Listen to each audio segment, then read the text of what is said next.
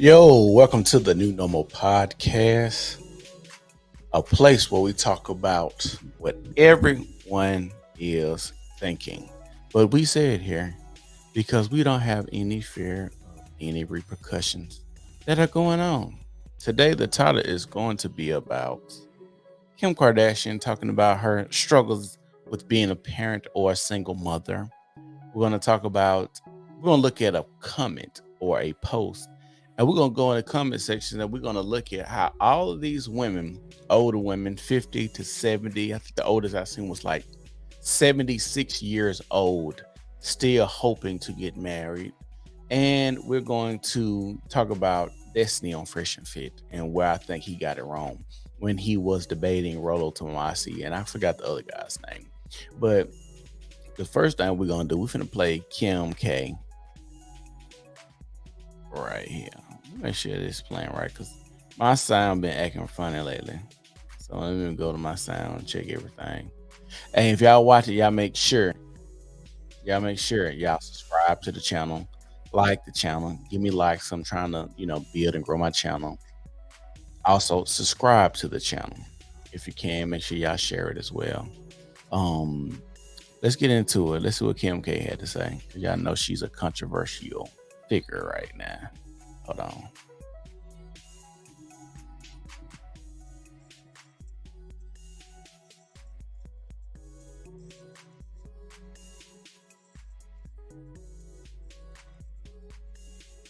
I wonder how you You don't have kids, do you? Not yet. Okay.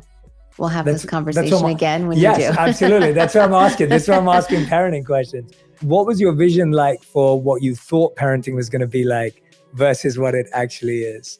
Everyone says the days are long and the years are short. And that couldn't be like a more true statement. So like when you're in it, I mean, Y'all ever know when they interview Kim K, she never has her own thoughts. Like she always repeating something she's forgot. Like how Drake used in his song Search and Rescue. I didn't come here to come this far, just to come this far. And she said, I seen it on the internet. She's like, what does that mean? Like she never has her own thought. Like she always talk about what she's seen or somebody else posted. Thanks, Jazz. Thanks. Let's continue to see what else she got to say. especially when they're babies and you're feeding and there's madness going on, it's like full madness. It's the best chaos though. Like my mornings, you have no idea what's going on. It's like I always have to do one of my daughter's hair and it has to be perfect and it has to be a certain way. And then this one needs me to put his shoes on and that they all need you. And it's like full crazy madness, cooking, running around. Like, I don't know if anybody thought that having kids, your kids would not need you. But let me tell you, they need you for everything. Probably until they 18.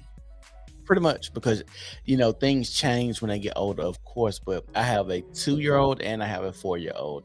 My 4-year-old finally dresses himself, finally wipes his behind by himself, finally can bathe himself.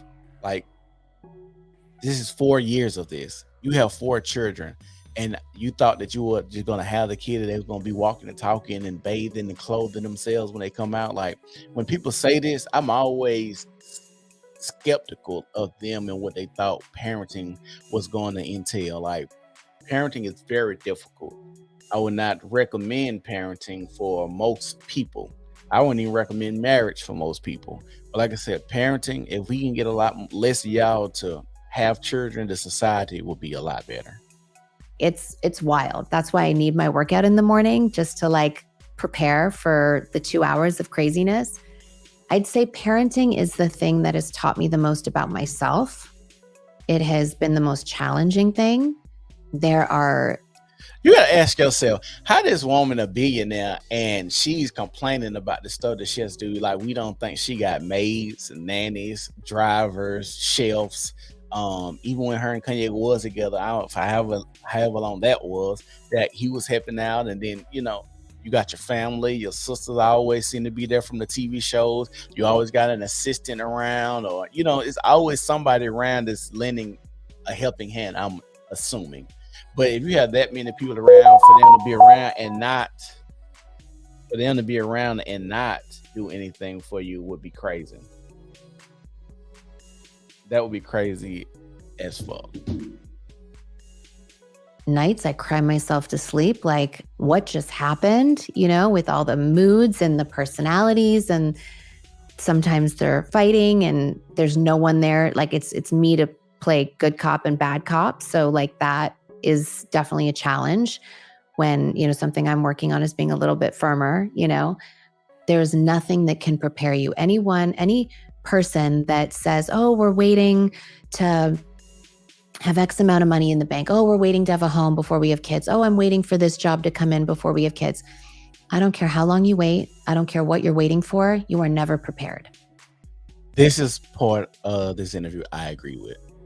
You are never prepared for what comes with parenting. I don't care if you wrap your mind around and think you're ready, you ain't never ready for parenting. Because one thing I noticed too about like me having 2 children, your kids, they're going to act differently than the other one. So I parent my oldest son way different than I parent my youngest son. And because you have to adjust for the child. You don't know what kind of child your wife gonna put, your wife or your girlfriend or baby mama. But hopefully everybody has a wife when they're pushing out children, or are married when they're pushing out children. And you got to ask yourself, Black women always talk about they're 4 times more likely to die, right? And still sign up to be single mothers. And the reason that I'm talking about this in reference to Kim K, Kim K is considered the culture vulture, right? And one of the biggest and hottest topics right now, especially in our community, the Black community, is single motherhood, right? They say 77% of households of kids are raised by a single mother in our community. And you got to think about it, like she's been sued by a Black woman makeup line for trying to copyright the same name for her Skims clothing line. And I think she changed it because she was getting so much flack behind it. Y'all forget when she was wearing the braids and dating nothing but Black men and trying to be all on the scene with all the Black events and stuff like that. So a lot of the stuff that she says or does is to pander to Black women. So her talking about being a mother, a single motherhood and stuff like that after being married to a Black man and having 4 children by him, and now he's on the scene with another woman, you have to ask yourself, why is she doing this interview talking about her kids in this type of life? But you will figure it out, and it will make you so proud of yourself that you figured it out and that you got through the day. And sometimes it's nights where it's just, we are going hour by hour to see if we're going to survive, night by night. If a tantrum comes in, oh my God, your life is completely upside down. I don't know if y'all can see her nose well, how I got the screen, but it's like she's starting to get one of them like Michael Jackson noses, like she been had too many surgeries or something. They might have like put some clay on her face to give her a nose for this interview. Maybe it's just the makeup or something, but they just okay. I shouldn't say that. But it teaches you so much more about yourself than I think any parent could have ever anticipated. I mean, there is nights when you don't wash your hair for days as a mom and you have spit up all over you and you're wearing the same pajamas, and I'm gonna say this, y'all know that she would be considered white and had white people hair, right? So that we all learned in school, going to school with white people. White people don't wash their hair that much anyway. Like y'all don't wash their hair. Y'all don't wash your hair that much. Well, we've been told this. Y'all might wash your hair once a week anyway. So I don't even understand why she acting like she was gonna wash her hair more if she didn't have kids. And there's just nothing that can prepare you for this experience. It is the most challenging, rewarding job on this planet. That right there, I that right there, I do. Having kids is a challenge. And that's why we're doing this video too, because I don't understand, like I say, once again, how, we have, a lot of black women talking about the birth rates and the deaths. Why would you sign up to do this and you're to be a single mother? Kim Kardashian signed up to do this. And what I mean by that is we all knew Kanye West wasn't a stable individual. If anybody thought Kanye West was a sound, stable-minded man, you are just as crazy as he is. So to go and marry this man and have 4 children with him, I think really 2 children after it's really started getting crazy and rocky. And then this man going on stage talking about how you try to abort the kids and y'all trying to sexualize the kids and y'all trying to sacrifice the kids and stuff like that. And then after he says about sacrificing, I don't know if y'all seen that episode. I think it was around the same time the episode came out when she was saying that she had got her placenta put in like some capsules and she was taking the placenta capsules and stuff like that. So it's like, what the hell going on in this household? And Kanye West just as crazy too for having children with Kim Kardashian, because this is a woman, and you said it in your song, they got famous off a sex tape. Why would you marry and impregnate a woman like this with this type of reputation and not take your kids and your legacy into consideration, right? This is the ultimate level of stupidity, and it's not naivety. Y'all ain't naive. I knew what was going on. I think this was supposed to have been a business move, a business arranged marriage. It worked out for both of y'all. Both got good publicity during this time. I think she became a billionaire. Kanye West became one of the richest men, black men in America at one point in time, until he started going on his rants. But like I was saying, Kim Kardashian, you signed up for this life. There's no way you did not sign up to be a single mother. And like I said, she's definitely pandering to black women, because she knows a lot of black women is her demographic for the things that she sells. I see so many women on my timeline when I'm scrolling, it might say Keisha Kardashian, or somebody's always got to put a Kardashian behind their name, and these are black women that's looks at Kim Kardashian as their idol. You know what I'm saying? And like I said, this woman hasn't done anything to me that warrants the type of publicity that she gets. Even though her mama a pimp and she pimped her daughters and put them in a bad situation, I guess financially, but let's say your reputation, they don't have stable marriages or relationships. And let's be real, these are beautiful women, with plastic surgery assisted. These are beautiful women. You know what I'm saying? It's like, why can't you keep a man? Something is wrong with you. And, they have to keep their life on display. And I don't know why a man would want to sign up to put your business out there on display. And then and then Kanye West so damn stupid.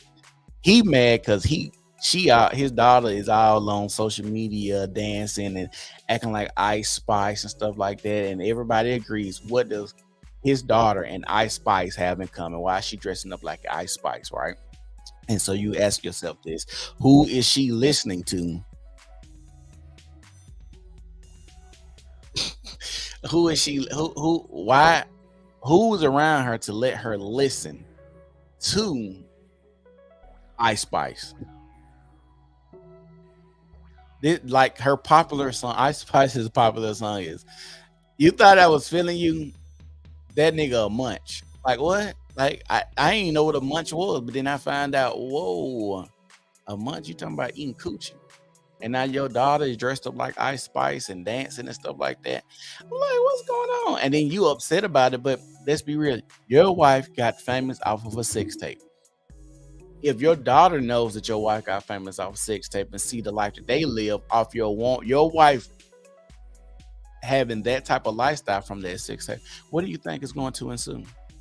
Your daughter's going to be right along there having sex on camera by a nigga that nobody really even talks about anymore. And the thing about it, the only time Ray J has relevancy is because Kim Kardashian keeps him relevant, because she even puts into her shows like her son is on the tablet for some odd reason.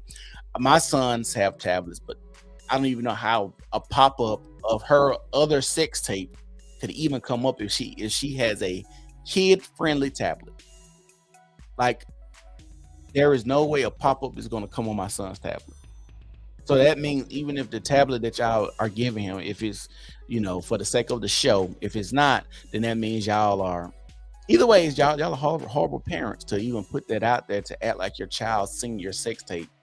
And now you got to go talk to Ray J about a second sex tape and stuff like that. Like, I don't understand how we act like these type of people would be great parents. I don't even know how everyday people use these people as metrics of relationship goals, marriage goals, parenting goals. I have no clue how people use celebs at any time as relationship goals. This is something, the weirdest shit ever. I think that was a fake bit, but I'm naturally skeptical. You talking, Jazz? You talking about when they act like the son seen the sex tape? Shout out to Tough Topics on YouTube. Y'all make sure y'all go subscribe. My girl been putting in work over there. Y'all go subscribe. Jazz, what you talking about?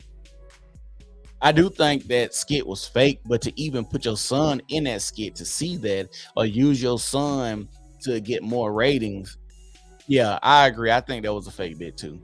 But to use your son to get ratings and stuff like that, that's weird. To act like he found your sex tape. Why would you even want your son even saying sex tape? Right? Why would you want your son even saying sex tape? Because I'm skeptical of the stuff my son says around me, because I'm always worried that he'll go somewhere else and repeat it around some other people. And that's what you don't want to happen. You don't want your son going somewhere and repeating something that you've said, or hear them say something and let it go on, and then they get around the wrong person and repeat what was said. There is no possible way anybody thought Kim Kardashian would be a great mother. And I'm not saying that from what I see on how your children use social media, I don't even think children at the ages, I think, let me see. As a matter of fact, I'm gonna see what's her oldest child real quick. Kim Kardashian's age.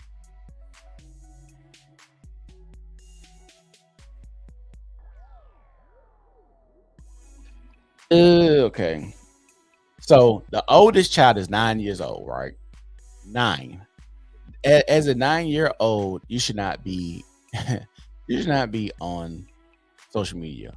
She got a 9-year-old, she got a 7-year-old, she got a 5-year-old, and she has a 4-year-old.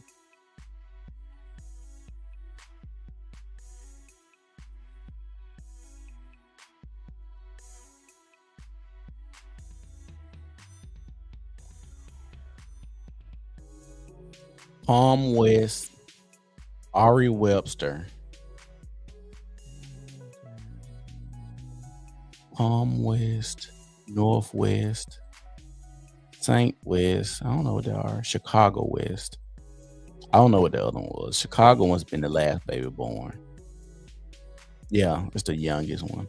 Chicago West, Kim and Kanye's youngest daughter. Chicago was born on the 15th, January 2008, and is the one of 2 of their children that was carried by a surrogate rather than Kim, after she suffered with placenta previa during her previous 2 pregnancies and was advised by doctors not to try and carry another child herself.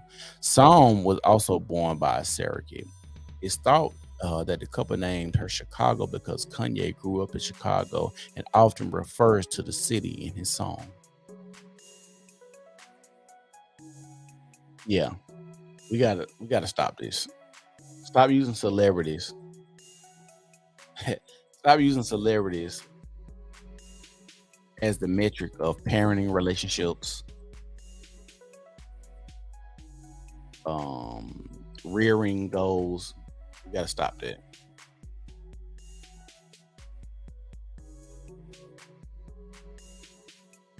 Hold on. Oh man.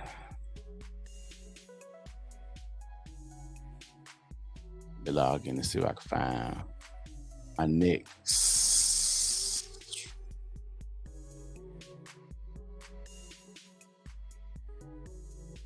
Let's see if I can find this next topic. Because somebody sent this to me, and we both laughed about this. It was so funny because it was a post. The post said, "How many of y'all still want to get married?" Right? And when I strolled through this post on Facebook, I looked through the comment section. And while I was in the comment section of this post, I'm like, oh my God, look at all of these old women in this post, under this post, still trying to keep hope alive. I found the post, guys.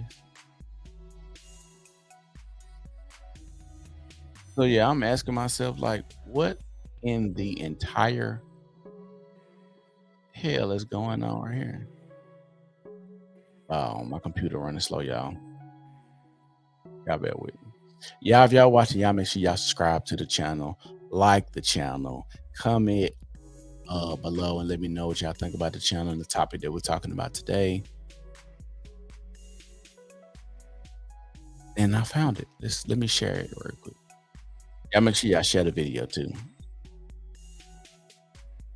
Share screen.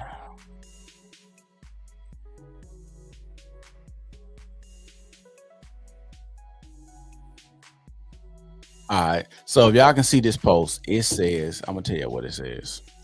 It says, women, post a pic if you desire marriage, not casual dating, right? So we about to scroll this real quick so y'all can see. As a matter of fact, let me make it bigger so y'all can see it, because y'all ain't gonna be able to see it like I need y'all to see it right now. Hold on. All right. So if y'all can see this post, these are the women under this post, which is crazy. Signed, sealed, delivered. I'm yours. That's what I want. Just one man forever. Now, looking at these women, this is an older woman.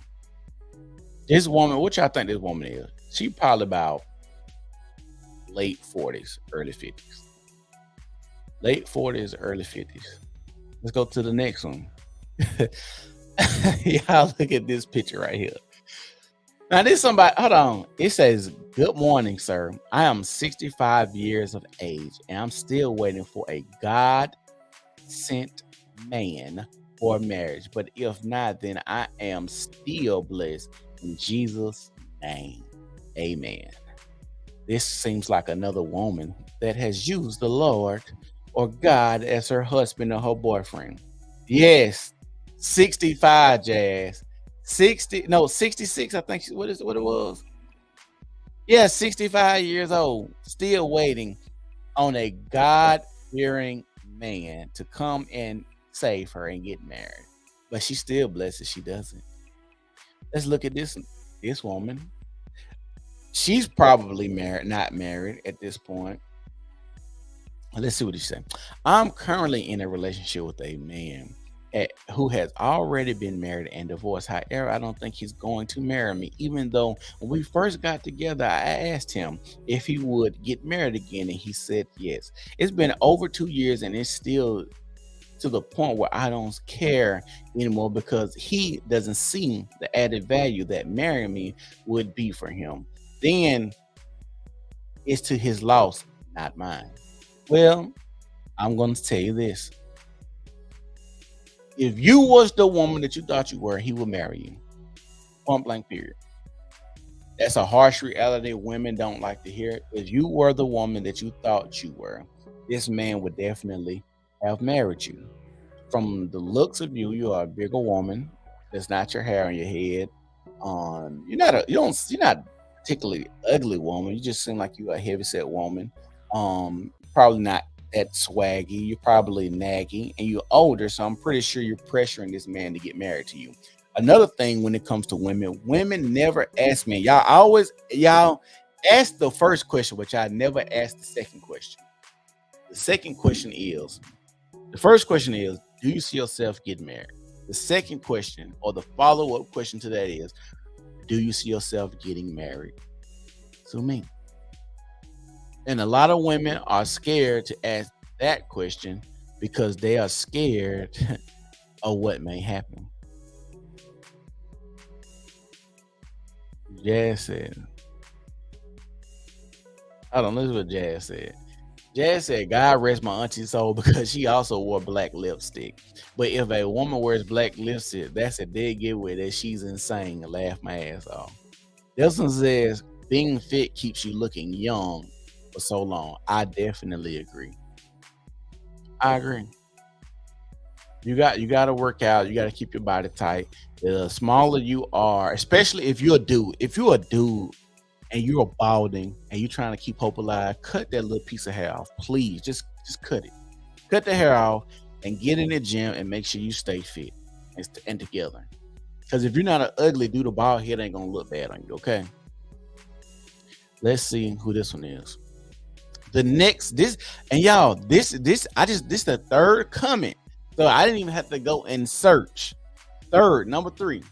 I didn't even have to go through the comments and search and pick out comments that I wanted to share. These are literally the third comment. This one says right here. This one says 50 and fabulous. When it's my time, my husband will find me. Until then, I'm loving me. You got to ask yourself, why would a man get married to a woman that's 50 years old? Like, what would be the point at that age? Because she's 50, she wants a man that's older. So let's say he's 55. If I'm a 55-year-old man and not going with the same rhetoric of, I can get with a 19-year-old or a 20-year-old because now that I'm 55, I got the money. Not that aspect, but why would I marry you at 50? You want marriage. We could be in a relationship, but there's really no point of saying I do. We're older. You didn't help me build anything. You shouldn't be entitled to get anything anymore.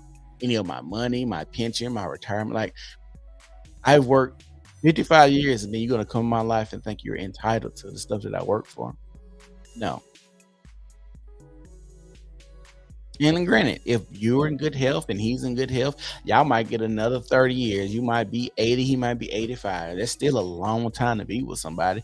But I don't understand why you get married, especially if y'all not going to have kids. Like, everybody in the house doesn't have to have the same name. You're not worried about the stigma of your children going to school and saying, oh, your daddy has a different last name than you, or your mom has a different last name than you. Why is that? You don't have to worry about that. It doesn't have to give you like blended family vibe. Like, you can just come and go as you please.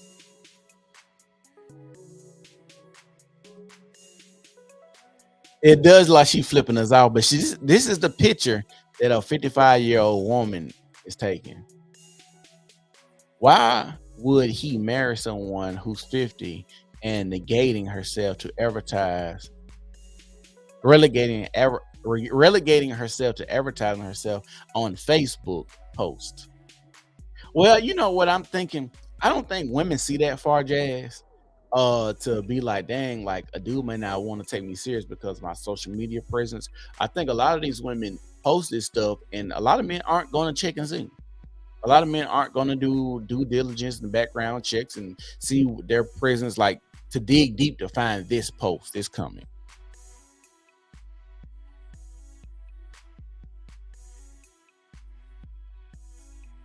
This woman says, marriage is all I know. I married at 18. My husband passed away. Dating with a purpose is all so good. Yeah. So I now got to ask the question, when did your husband die? My husband passed away also. We had 18 years together, hugs. Let's go to the next post. Like in 3 posts, I think the youngest I probably would say is maybe 45. Under these comments. Here's another one. I'm 51 years old. My desire is to be happily married again. Until my time comes, I continue to cheer and congratulate engaged, newlyweds, and married people. She's bald-headed. And I'm not going to say too much because she could, have cancer. But from my thing, I see a lot of women are cutting their hair that don't have any medical issues, no alopecia, no early age bald, no male pattern baldness, or cancer or anything like that. The women are just cutting their hair, and then y'all cutting your hair and not getting no edge up. Like me and my homeboy just had this conversation because he said this girl he met, she's sexy as she want to be, right? She real sexy, got a body and everything, but he said he just could not get over her having a brush cut. And then he said she got the nerve to have a brush cut and don't have an edge up, and her hair is like wild crazy in the front, like the edge up is crazy, right? And so he was like, she need to get it lined up. And then he was like, I could start dating her if she agrees to getting, her haircut, right? And then he was like, but then that means I gotta wait like 3 years for it to get to a length that I'm actually attracted to and stuff like that. And I was like, yeah, that's the journey. I don't know why women cut their hair. And he said he told her that her hair was an issue. And she replied to him, in 2023, is hair really that big of a deal? Men care that much about hair in 2023? And he said, yes, that is a big deal.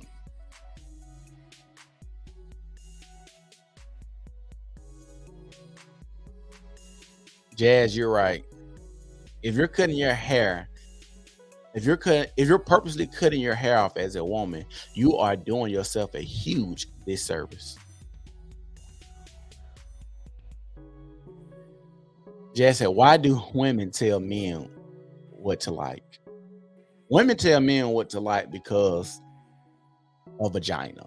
And this might sound crazy, but a woman's ego through her vagina feels like she can manipulate and tell men what they can and can't do and what they should and should not like. Because a lot of men don't have a strong enough backbone to stand up and say, hey, I don't like X, Y, and Z. I see men are trying to be more bold and more courageous when it comes to standing up to women threats, especially those threats to deny you access to the vagina once she's giving it to you. And the reason that a woman would deny you access to a vagina is because she feels as if you are a man who can't get vagina, right? That's the only reason. I'm gonna tell y'all, fella, I'm gonna give y'all some game. Hold on, I'm gonna give y'all some game. The only reason a woman who you're in a relationship or married to and y'all have had sex before, the only reason she will deny you sex is because she feels like you can't get sex anywhere else. That's the reason.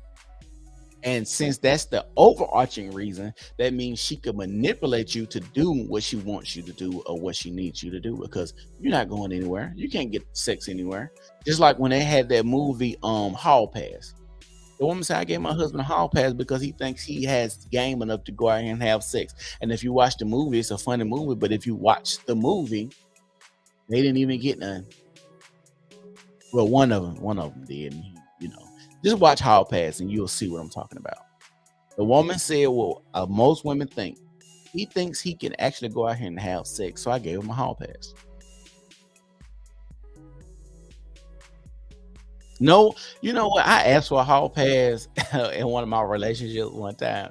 And man, I wish I could have seen the look on this girl's face. She's like, is you crazy? But I tell y'all, back in the day, I was hard on them hoes. I'm telling y'all. 52 years old. This woman actually does not look bad. She doesn't look bad. She looks younger than 52.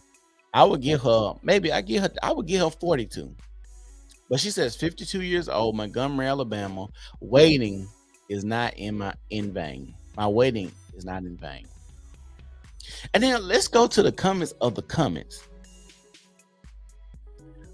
Mel Hopper, preparation is key. Yes, I am up the street in Columbus waiting for my BFF soulmate, my queen, that God has for me. Good morning. You look very beautiful and good for your age. She does look good for her age. I think you switched those numbers around. You look great. Oh, here come all the simp ass niggas coming. 52, where, Miss Johnson? You are beautiful. This one say Gump water got you looking very young. Oh, they pandering. They pandering the gump. She doesn't look bad. She doesn't look bad at all. And like I said, I'm probably what 5 comments in. 1, 2, 3, 4, 5, 6, 7 comments in. Look at this lady right here. Oh my God, it's another one. 52. My baby just graduated Howard University last week. Empty nester. So now I'm ready to love a great man, someone's cherished son. She looks 52, but she doesn't look bad.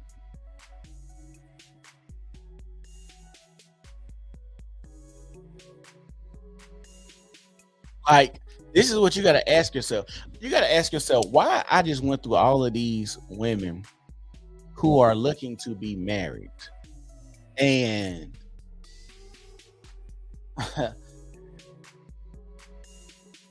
in 50, so let's say you start dating at 18. So you take 10 from that. So let's say 34 years. You got 34 years of dating, right? 34 years of dating. And you mean to tell me that no man got down on one knee? And then you obviously, I don't know if you were married with this child that says you graduated from Howard, but let's say a lot of these women are baby mamas because you're older. I'm pretty sure they're baby mamas and have kids somewhere. But why would you wait this long to get married? At this age, you are set in your ways. 52 years of doing something, let's say 34 years of being on your own and doing it a certain type of way, and you expect a man to come in and you're going to be submissive and ready to cater to him and give him what he needs. And then if you're 52, you're probably established in a way where you might not want to make changes in your lifestyle or move to a new house, or him moving into your place, you moving to his place, or you selling something to, make transition easier, him selling something to make the transition easier. Like, this is the thing about age that people don't want to talk about, is the stuff that you accumulate other than the emotional baggage and the Peter Walker damage or the riding the cock carousel, just the amount of personal belongings that you accumulate, the where you stay at, the location you stay at. You meet a man in Texas and now you've established this lifestyle in, let's say, Montgomery, and now it's like my house paid for, my cars paid for, I got a job, I got a church home, or whatever you got going on. You have established a life, and now you meet somebody. If it would be more easier for you to move at 24, 25 to start a new life than 52. Not saying that it can't happen, but if you have an established life already at this big age, dating someone is going to be very difficult. For the man too. It's not just the woman, but like I said, if you're a 52-year-old woman, and that's why we see the rise of women calling themselves cougars, because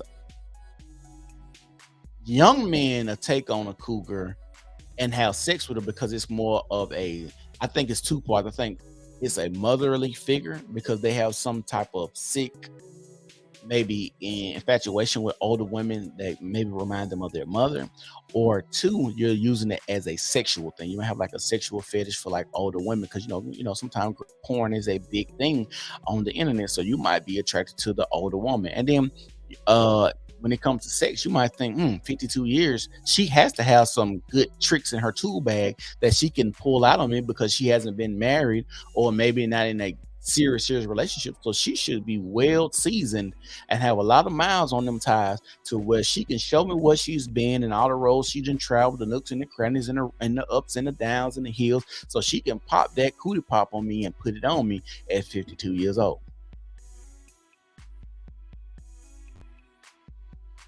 At 52 years old. Let's see what the next comment is. So we 8 comments in. Here go another one. And I'm gonna say something. Most of these women all have the same, I guess, recurring theme about themselves. They all seem a little bit on the bigger side too. And I'm not saying bigger that like they got bigger as they age. Like, these look like women that have probably been bigger most of their lives. And we cannot act like men aren't visual. And we can't act like when you are a bigger woman that slims down your dating pool. That is a true statement. When you are a bigger woman, it shrinks your dating pool down because men are visual. And then if you are a bigger woman, how are you shaped as a bigger woman? Like, do you have a butt? Are you the funny shaped woman that's top heavy with the small legs and you ain't got no booty? Like, even being a bigger woman, how you shape? Are you a big girl with no breasts and no butt? Are you a big woman with the funny shaped booty with the wide hips and it's kind of boxy, but it's big and it poke out? Like you got to ask yourself, are you pear shaped? Are you more round in the front of your belly? Like, does your belly hang over your stomach, or is it something I'm gonna have to push up when I lay you down, or does it, when you lay down by yourself, everything aligns perfectly where I ain't got to fight with a whole bunch of thighs and hips and butt and stomach? Like, those are things that you got to take into account, that men take into account, because sexually, sex is easier to do with someone who's smaller. Positions are easier to do with someone that is smaller. They don't say this. I'll tell y'all this, but it's true. Like, as a man, if you over a certain weight a lot of men ain't gonna be able to pick you up and carry you around. Y'all remember on Baby Boy how Melvin was around there giving her, what they call it, the African bullfrog or squat or whatever he told her? A lot of men ain't gonna be able to do that when you 250.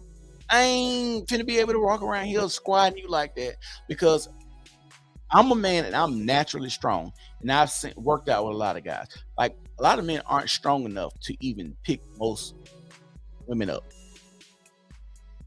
After you get past the weight of 180 pounds, you probably at a point where you're not going to be able to be picked up by most men. This is a harsh reality. If you are a woman and if you're over 80 pounds, you're probably past the threshold of certain sexual positions.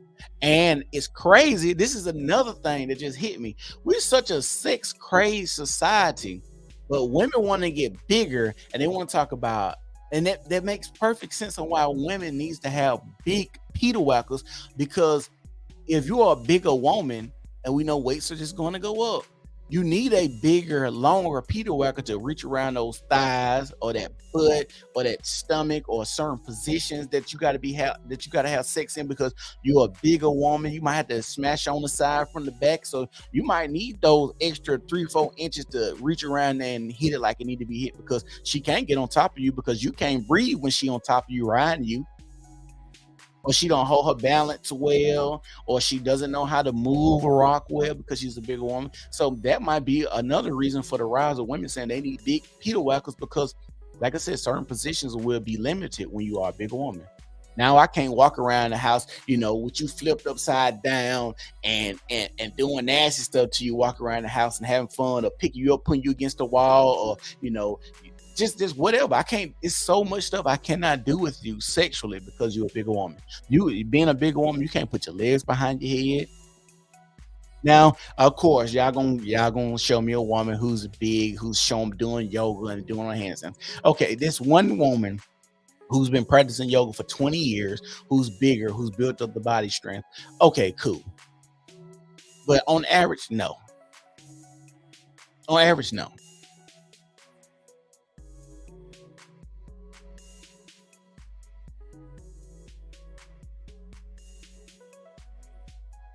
But Jack, I agree. There might be some flexible big girls out here, but you still have to take into account the thigh. And this is just some real from experience. I'm gonna say this. If just a simple position of hitting a chick from the back. When you are hitting a chick from the back, right? And she got a small butt, right? 21 Savage said this in a song.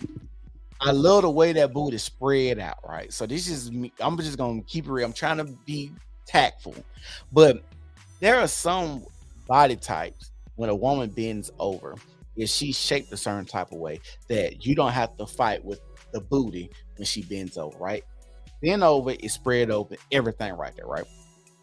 Okay, she could have a big butt, but the way she's shaped, like I said, it just everything opened up. You ain't got to fight with it. She might, like say, she's a big booty track star or something like that. These the slim, thick females, right?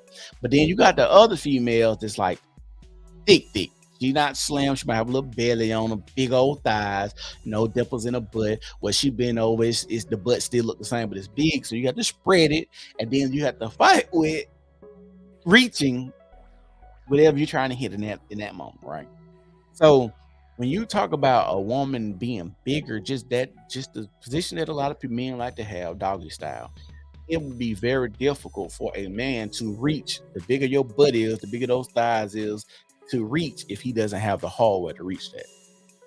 And that's why this is weird that we see the rise of women's weight. You see the rise of women's weight, and you see the rise of women saying they need men with big Peter whackers, because that makes sense. You need a man with a big Peter whacker to reach around all the fat that you have accumulated over the years. But we such a sex crazy society. Don't you want to try to get the best potential sex you can get out there? Do all the positions possible out there to enjoy sex as much as possible? Now, granted, men have gotten a little weaker, but I think y'all weight has far exceeded the weakness of a man's strength. Let's go to the next comment. Next comment. She's 40. She look like she 52. One the other lady switch on what you call it. But she probably a holy roller. She looks like, oh snap. Hold on. Let me make sure my comments ain't coming up on here on StreamYard.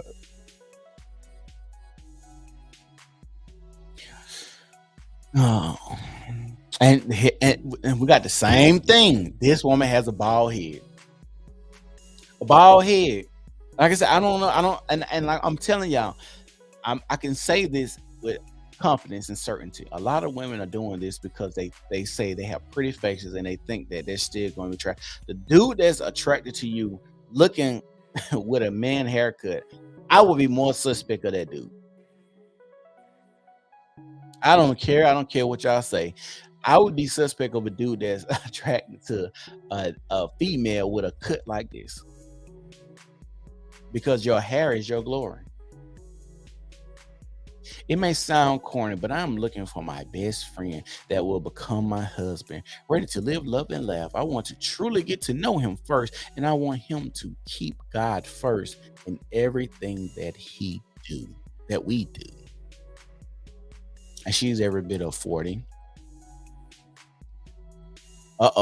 47, single mom. I'm patiently waiting on my best friend.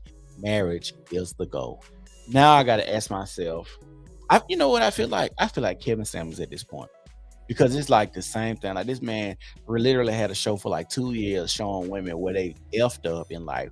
And y'all out here with these kids, y'all hoping that a man want to come in and take on the responsibility of you and your child, and financially capable of doing so. Also leading and being okay with your little munchkin, your little crumb snatcher around the house, where he can't even be. Like, you gotta understand this. When you're dating someone, one of the best things about dating someone is freedom. When you first meet them. When you first get to dating someone, y'all can walk around the house butt booty naked. When you first meet somebody, you can walk around the house butt booty naked. And now because you got a kid, every time I want to go to the kitchen, I got to put my drawers and my shirt on and stuff like that. Like, it's a whole process just for me to walk to the kitchen in my house, instead of me just getting up, walking balls and Peter Walker swinging, just going to the refrigerator and doing something. Same thing with you. If I had kids and they would stay with me, you can't just get up and go in there because you don't have the freedom to do so. That little simple aspect translates to so much other things in a relationship when it comes to dating someone with children. I don't understand why people don't get this, or people get it, but then they seem like you should just be okay with it if you want to date them. 47, single mom. And also, I'm going to say something too. Mr. Jeff always says dudes that like bald women are suspect. I never listen to Minister Jeff. Hold on, let me see what you said your first comment. It's exactly. Well, men got to quit simply telling these women that being big is acceptable. Having a few extra pounds is one thing, but we got to pull back. Minister Jap always says dudes like bald women are suspect. I never listen to Minister Jap. Y'all keep telling me I need to. I just don't listen to other content creators while I create content. I feel like if you really was on your Christian woman tip, you wouldn't still be unmarried at 40. Well, they married Jesus. Jesus is my boyfriend. Jesus, take the wheel.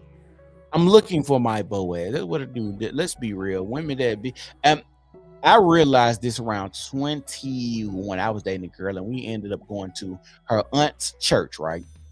It was an old Baptist church. Nothing but women and nothing but men in the pulpit. So that's around like 5 men in the whole church, where the congregation was probably 100 women, all of them older, about, I'm gonna say from the range of like 45 to 80, and singled or widowed, still looking for men. So I'm like, I asked the girl I was dating, I thought, why do you go to church with your aunt? And it's nothing here that's going to help you further your life. Like, this is a church that has no growth, no nothing. Well, I just come here because out of tradition. I grew up here. I come here. It's kind of always been like this. And you got to think about it. The men that were in the pulpit were married. Women married Jesus. Women think God and Jesus is going to just come over and drop a man in their lap. And they think that because God supposed to answer all your prayers, he's supposed to have the 100% complete package.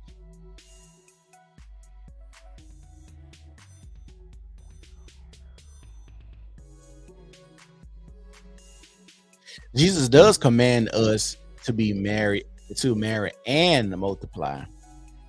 I agree. But they got one thing right. They got the multiplying part down. She's all right. Hey, y'all, I'm 43 and dating with a purpose. What does this dating with a purpose shit mean? Like, y'all don't, so y'all don't, like, when y'all were younger, y'all wasn't dating with a purpose? Y'all, like what the purpose was, to have sex? Like, y'all had, what y'all had, like, just, what, casual hookups? Like, I don't, like, every time I got into a relationship, I've always called myself dating with a purpose. Like, I'm not with someone, even as a younger guy, I'm not with you just because. It's because I think it's fun or something I'm just supposed to do. Like, I'm with you because I think that you're smart, you're funny, you're bright, you can add value to my life. I can see myself, in the future with you 10 years, 20 years, 30 years. Like, I don't understand what dating with a purpose means.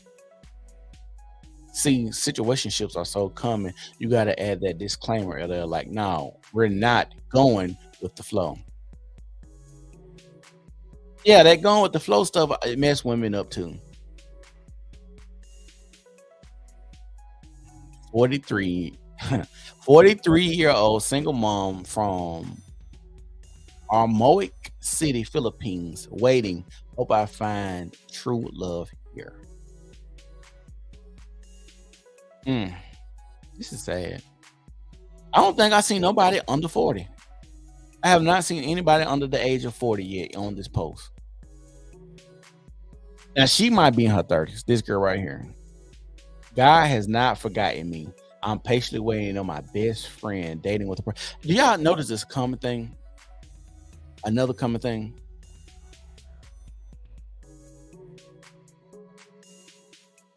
Nah, she ain't gonna get chose because she foreign, because if that's the case, she would have been chose. And we got another thing is, they like to, it's been told to us that foreign women are more friendly, especially like Asian cultures and stuff like that. They're more traditional. Y'all ain't been to a nail shop, have y'all? And before y'all say, oh, those people that's been over here, no.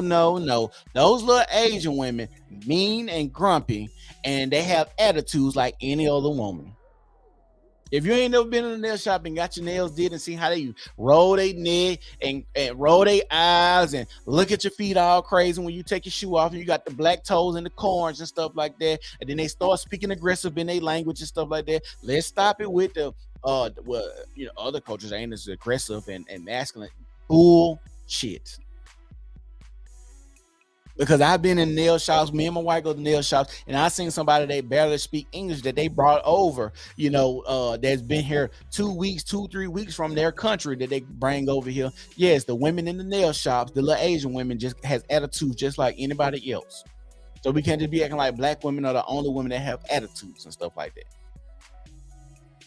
Go to a nail shop. Y'all tell me. Y'all ain't seen the videos of the granted, it's warranted, but we act like these women are just so docile, they'll never harm a fly or do anything to anybody.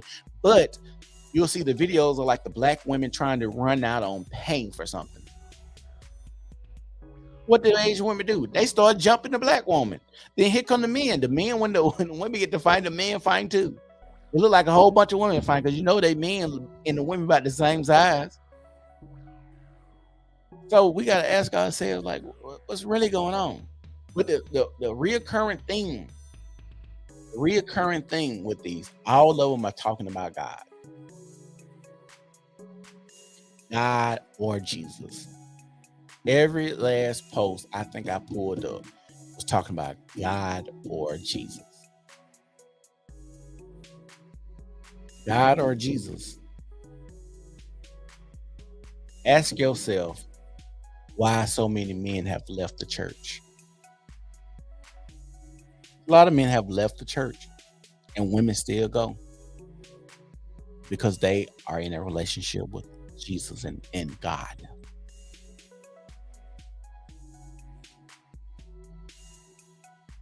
We only like 10 comings down.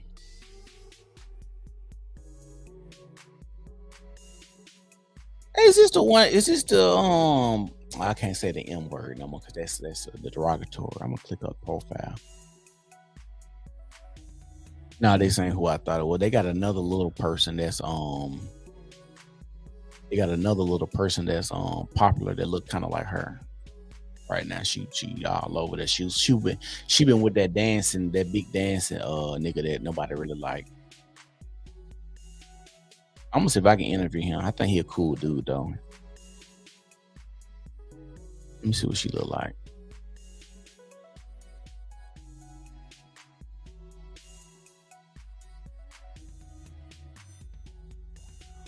She's alright. She gives me dominatrix vibes. Like she wants to, I don't know, put you in a leash and whip you a little bit. I'm somebody's wife. Never been good as a girlfriend. My future husband needs to stop playing and come get me. By the way, my love language is traveling and food. Baby girl, they ain't even love languages. But I guess that's yours. You're gonna make it one. Little person. Yeah, if y'all watching, y'all make sure y'all like the video, subscribe, share the video. Like.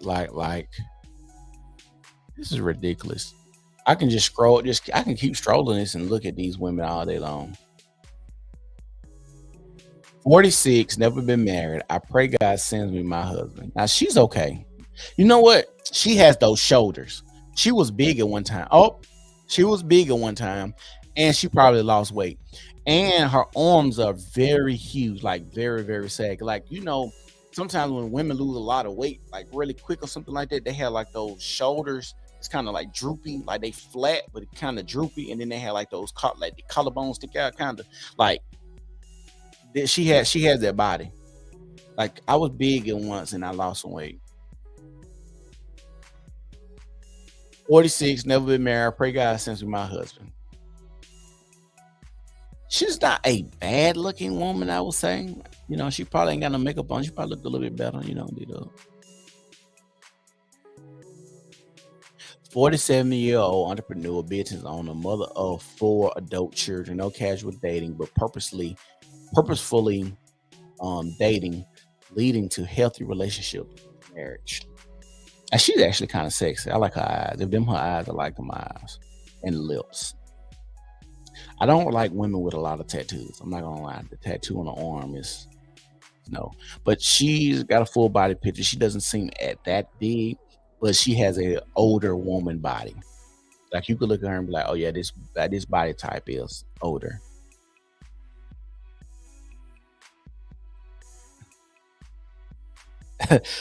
Jazz said, quit trying to dissect that woman. Hey, tag me in this post. This is pure gold. What you mean tag you in it? Like on Facebook? She oh shoot, I didn't mean to do that. She's all right. Hold on, what this lady? Oh, we got another lady. Oh my God, y'all. I'm still looking for my husband. I'm 64 years young in the NYC area. Bruh. Bruh.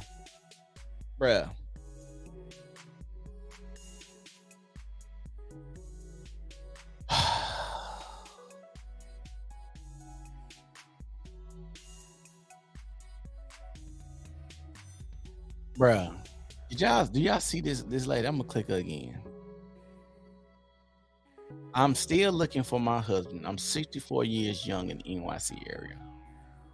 Yeah, I know they got a stat. They say 45% of women would be single and childless by 2030. I think it's good they're gonna be at least childless now, though. Hell, y'all, this baby mama shit getting out of hand. Would love to be married to my best friend. Okay, so we had 2 posts that didn't say anything about God or Jesus.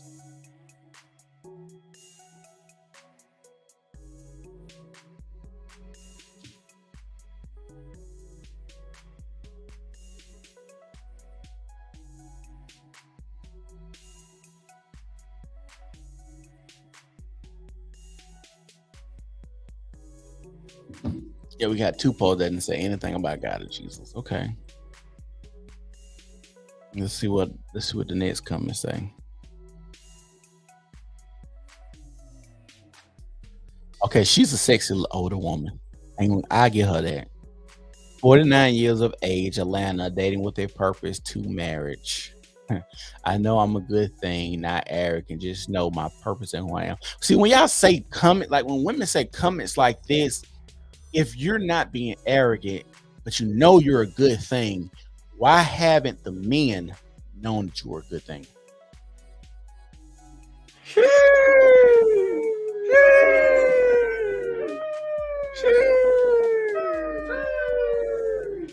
So why haven't the men known that you were a good thing? This is a question that we gotta ask.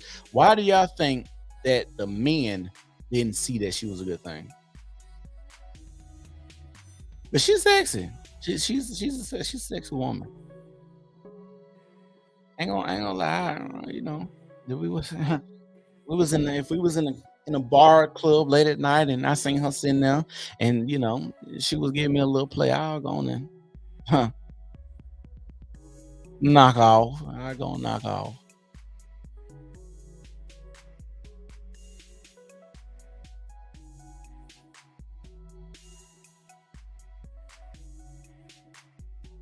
Hi there. I'm 51. Wanted to give marriage another shot. He hasn't found me yet. Here I go. She's not a bad looking woman. She looks 51, but she's not a bad looking woman. Not a bad looking woman at all.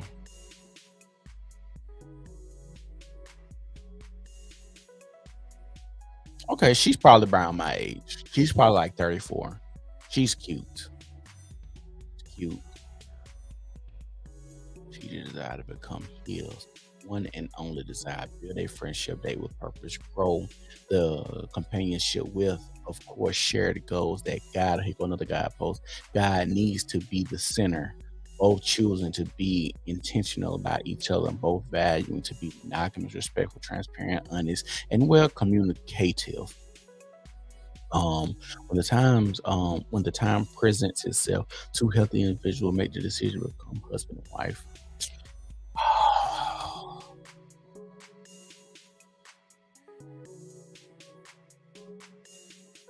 I'm gonna say something again.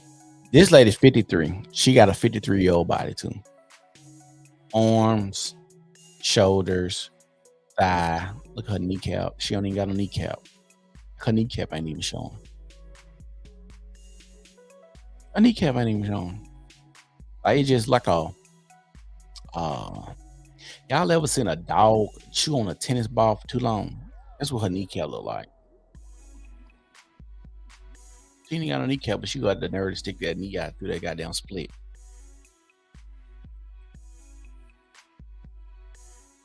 You ain't got no kneecap, but you gonna put your knee out there through that split. And I don't know what's going on here in your hip area, your midsection. Like you got a little gut, but I don't know if that's hip or that's belly that just round on the side of your back right there. You got a big ass hand too. Oh my God. Let me start talking about this later. 53 years young, Houston, Texas. My hopes are to have my own guy, date, marriage in the end. She's not bad looking facially from what I see, but body wise, like she falling off the bone, kind of. I can't really say what this lady look like. She got a ton of fucking makeup on. Definitely want my husband to find me. I was built for marriage, not these streets. Well, you still in the streets, but go get a husband. Go get a husband if you was built for marriage. Yeah, Jazz, I agree. At least they smiling. At least they smiling. Because a smile goes a long way. A smile goes a long way. Let's see. This is a bad picture. I'm not going to even do her like this. And she's 58 years old.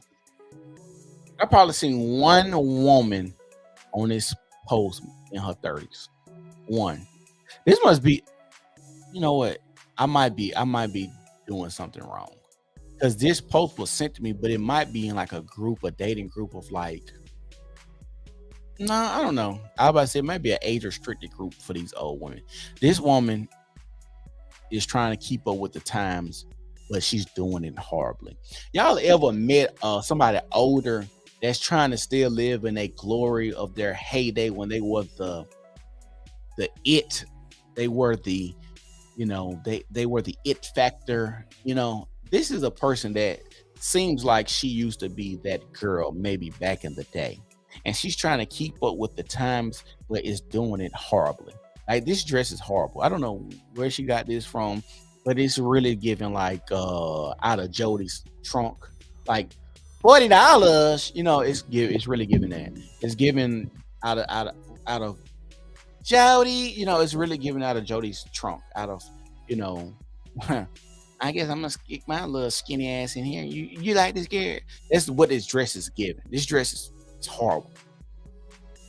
This dress is horrible, right? Like, it's like, are you trying to go swimming with the whales and then meet a tiger that's mixed with a little leopard? Like, I don't get what's going on. And then you had the nerve to put this hat on top of it. I guess too matchy. And then you got this purse that looks like, I don't know. Y'all may not know this, but I'm big in fashion. When I'm podcasting, I'm at the house, so I just throw stuff on. But dressing wise, I really critique people's dress really bad. Dallas, Texas, passport ready, kids grown and ready to rock and roll with my forever. Hopefully you'll find a map and head straight in my direction, because I know you're lost and scared to ask for direction. Oh my God. Oh my God, we got a modern day Tupac over here. That was horrible. See what this girl look like. This lady, she's probably late 30s, early 40s here. I desire to be married one day, but these days no one have respect for each other. It's hard for me to trust anyone due to the lies and the games. When people say they have trust issues, trust me, they playing games too. When people have trust issues, they playing games too. That's a fucking fact. And the reason a lot of times the reason people have trust issues is because they can't trust themselves. They out here playing and willing and dealing and doing all the low down dirty stuff too. Ooh. Okay, so this woman is from Willington, Delaware. My desire is to be married. Yeah. She's not that attractive. She has some sausage linked fingers. She has a part that is like starts in the middle of her head. And I hope these ain't motherfucking tree braids, but they look like it. This dress is not giving anything. It's not flattering to her body at all. She has look like she has decent sized breasts, and she might want to, accentuate that a little bit more to get her a man. But if she throws this on to attract men that it's not form fitting, it don't show no hips, it don't show no booty, it don't show no thighs, and like I said, you got to show something. You got to give a man something. I not be promiscuous or slutty or hoary, but God, baby, come on. Is your eyes even open? Can y'all see her eyes? Like them glasses kind of thick. Like is her eyes open? Good thing she smiled. Good thing that woman smiled. God, boy. Man, y'all, I ain't gonna lie, this shit comedic gold for me. One team, one goal, one fight, one family. God, this a drumline quote. This is definitely a drumline quote. She watched drumline and thought about her life. And when they said one band, one sound, she came up with this. I guarantee you that. As a matter of fact, she might have been an extra in the damn movie. She was an extra in the movie. She's not a bad looking woman though. She's not a bad looking woman. I don't know what's going on down here, but she's not a bad looking woman. I could do this all day.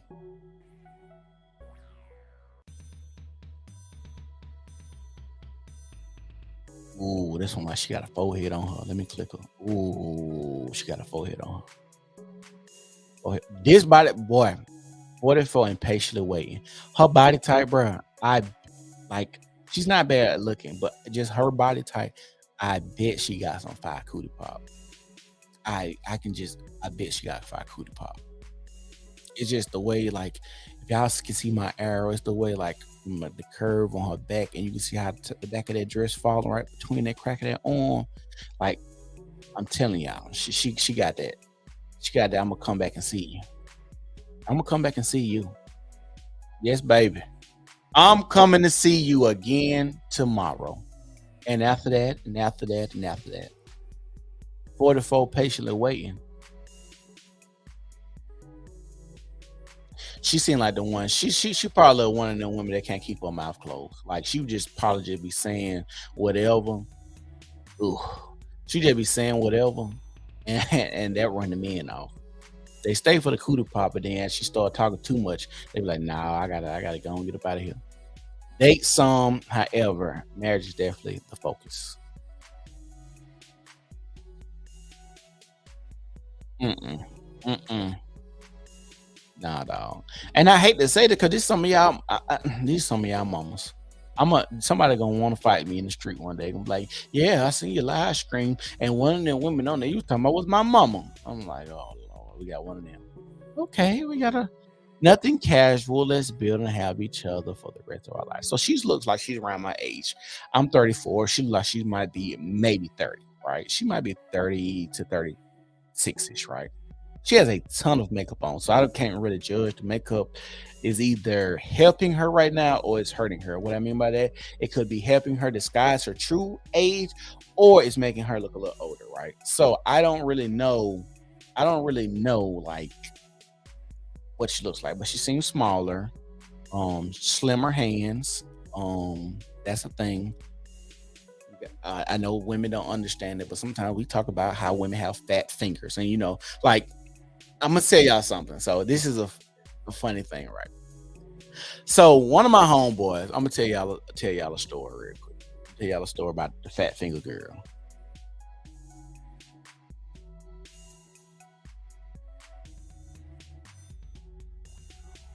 Where Frank Jackson? That Frank Jackson dude commented the same exact thing on that last woman's post. LOL. What last woman post?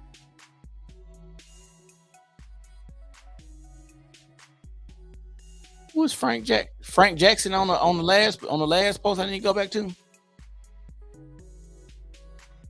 Well, Alex, we're looking at moms because I'm gonna show you. I'm gonna go back to the post real quick, and I'm gonna scroll back down through these comments.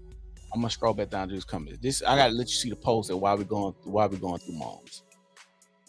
Let you see the post real quick. So, Alex, this is the post right here. Women, post a pic if you desire marriage, not casual dating.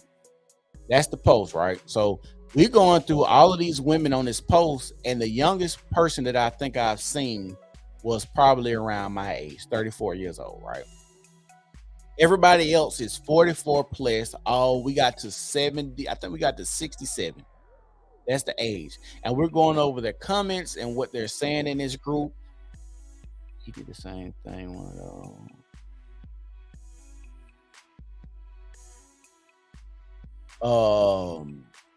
And the reason we're going over this is because like women are saying they're looking to get married. Well, why are y'all waiting so long to get married?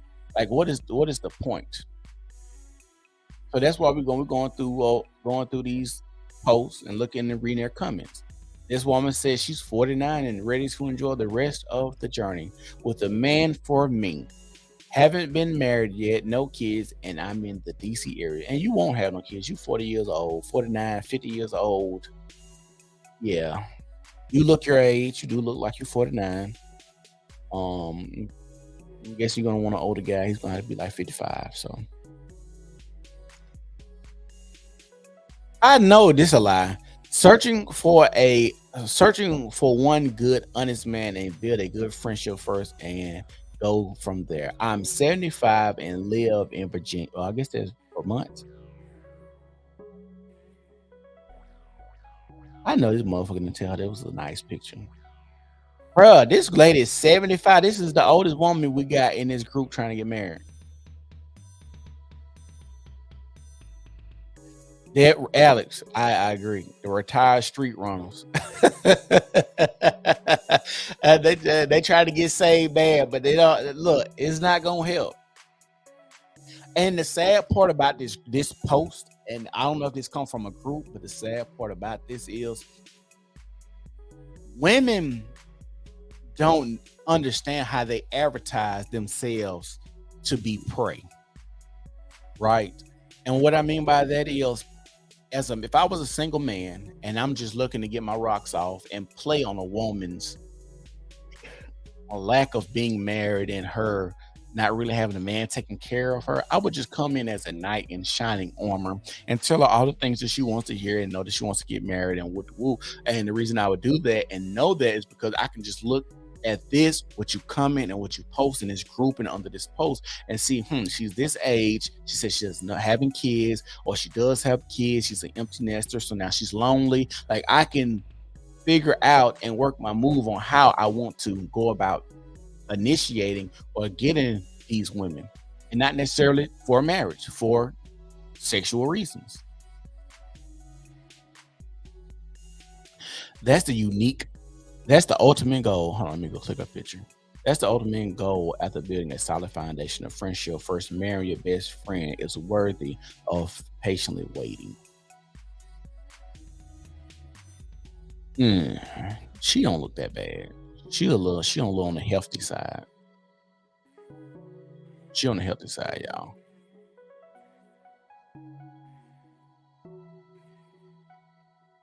This lady, hopeless romantic, 42 years of age. She looks every bit of 42.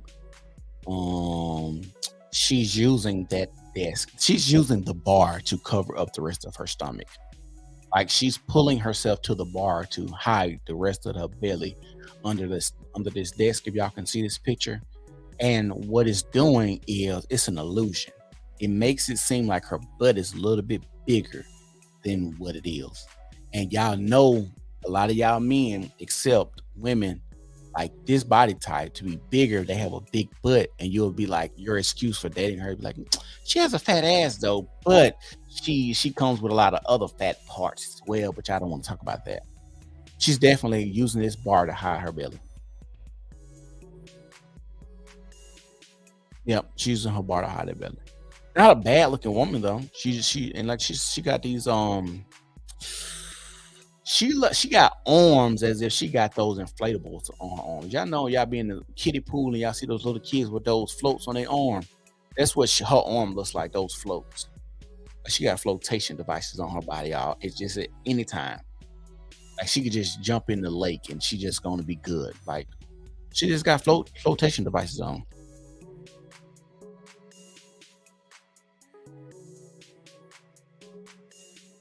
Jazz, you're right. She would look better if she worked out. A lot of these women would look.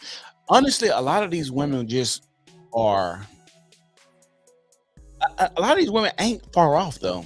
Like this lady in the red, she might be about. She might be about. She got about 6 months of work. If she dedicated 6 months and about 45 pounds, she'd be in the game. She got 6 months, about 45 to 55 pounds, she'll be in the game. And that's only 6 months worth of work. Working out really just getting where you want to get and just maintaining it.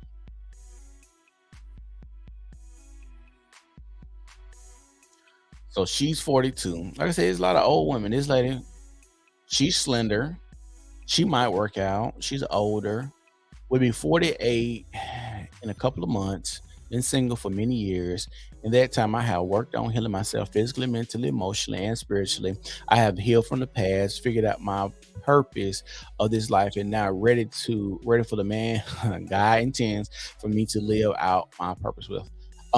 She sounds like she was a victim of sexual assault. I'm not taking that lightly, but I'm just saying, like, I can see the signs. I can hear them. Dated women who've been sexually assaulted, and they will make a post closely like that.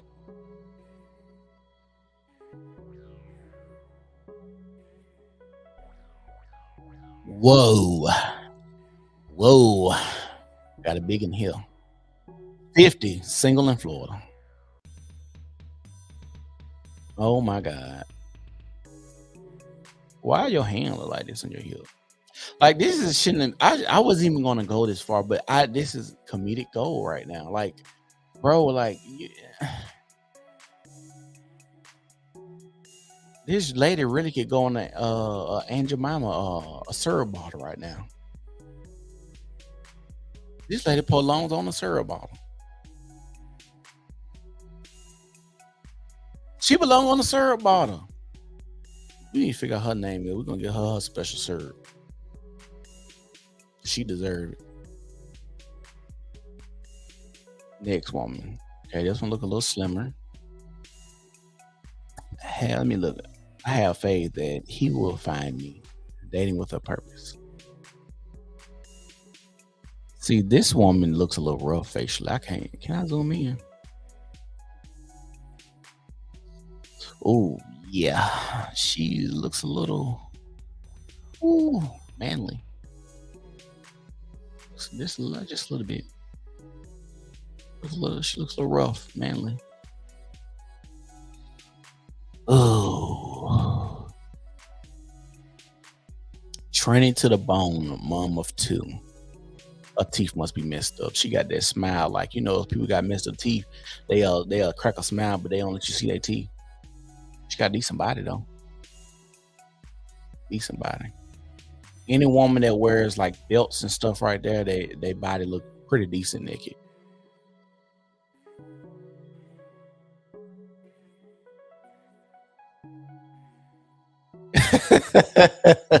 You think the mac and cheese fire Alex? Talking about the last chick. Yeah, that mac and cheese definitely probably gonna be fire. Best believe that. Best believe that one. I'm gonna get about these women. It's a wife, but you're not married, lady. You're not married. She got some sexy lips. She do. I looked at them lips and it went left. What I was thinking. I'm gonna get off her. This lady said, I've been hiding in plain sight, so my future husband might need glasses. Ma'am, you look like you're supposed to be hiding. Y'all ever seen Leprechaun?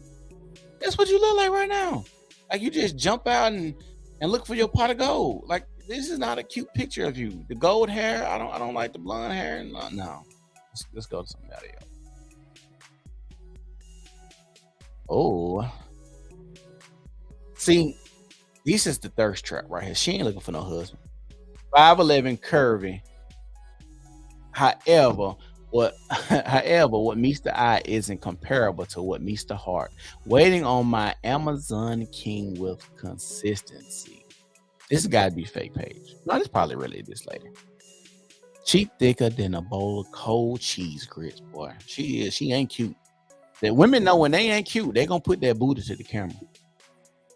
They gonna put that booty to the camera when they ain't cute. People know their best attributes.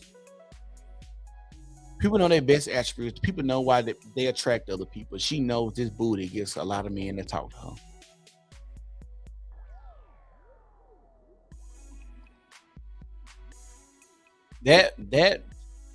This thing right here thick, and it look like her because the thighs match, and it look firm.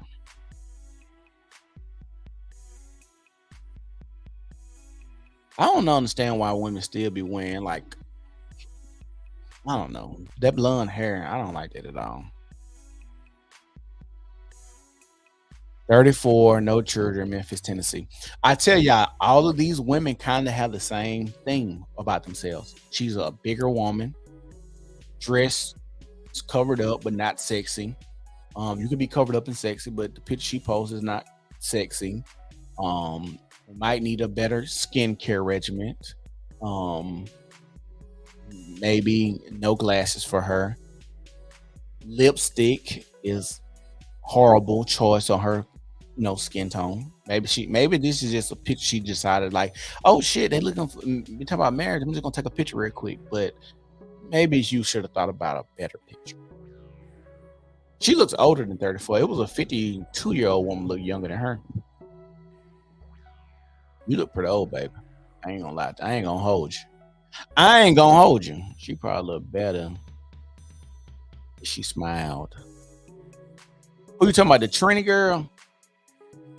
That nigga said cold gumbo. Y'all make sure y'all like the video. If y'all watching, make sure y'all like the video. Share it. I'm trying to grow my page.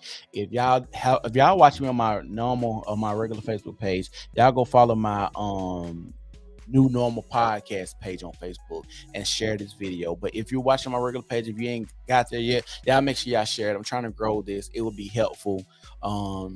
Y'all put in the comments if anybody want to call in while I do this, we can call in and joke and play because I ain't got nothing to do.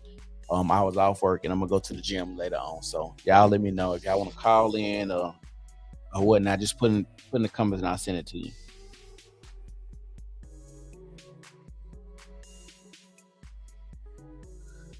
Oh, what's the next one? Bigger woman, got those flotation device arms. 51, about to be 52 years younger in a few weeks. Never been married, but have been engaged. Just patient waiting on my Mr. Right now. Yeah. She got some back rolls hanging out her dress right here. Like, I don't even understand why you would even do this. This is not like literally she got back rolls hanging out of her dress. Oh my God. Like, bro.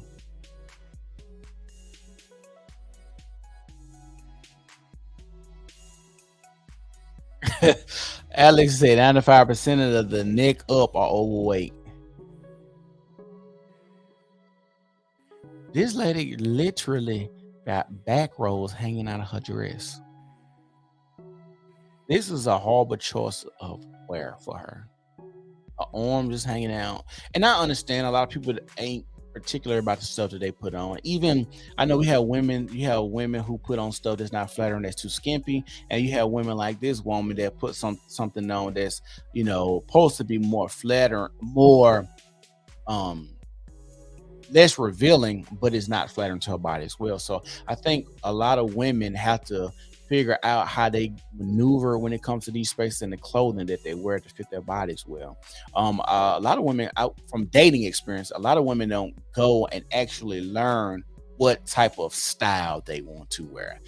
Am I going to dress minimalistic? Am I going to go chic? Am I going to go like the gothic look? Like I see a lot of the rise of the black woman gothic look. I think it's kind of sexy. If you can, dress it, pair it well with the, black lipstick, fingernails, the black on, and the little skirt y'all be wearing, the plaid skirt. Like some of y'all are sexy. Y'all are doing the thing like out there with the black collar. So it just depends. Depends on the woman, depends on, you got to figure out what you're going to do. Are you want a woman that's going to be, how's your body look? Do you want to accentuate your breasts? Do you want to accentuate your ass? Do you have a belly? Do you need something to cover it up more? Are you going to wear jackets? Is your arms huge? Are you going to wear muumuus and kimonos to hide? Like, are you going to dress for comfortability? Are you going to dress to be sexy? Like, a lot of women don't go and put themselves in the best predicament to look the best or put their best foot forward when it comes to dressing.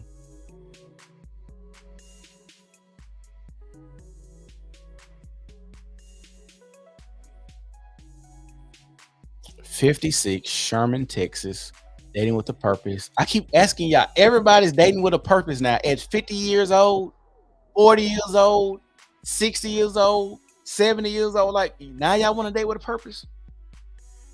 Y'all got one foot in the grave right now. And y'all want to date with a purpose.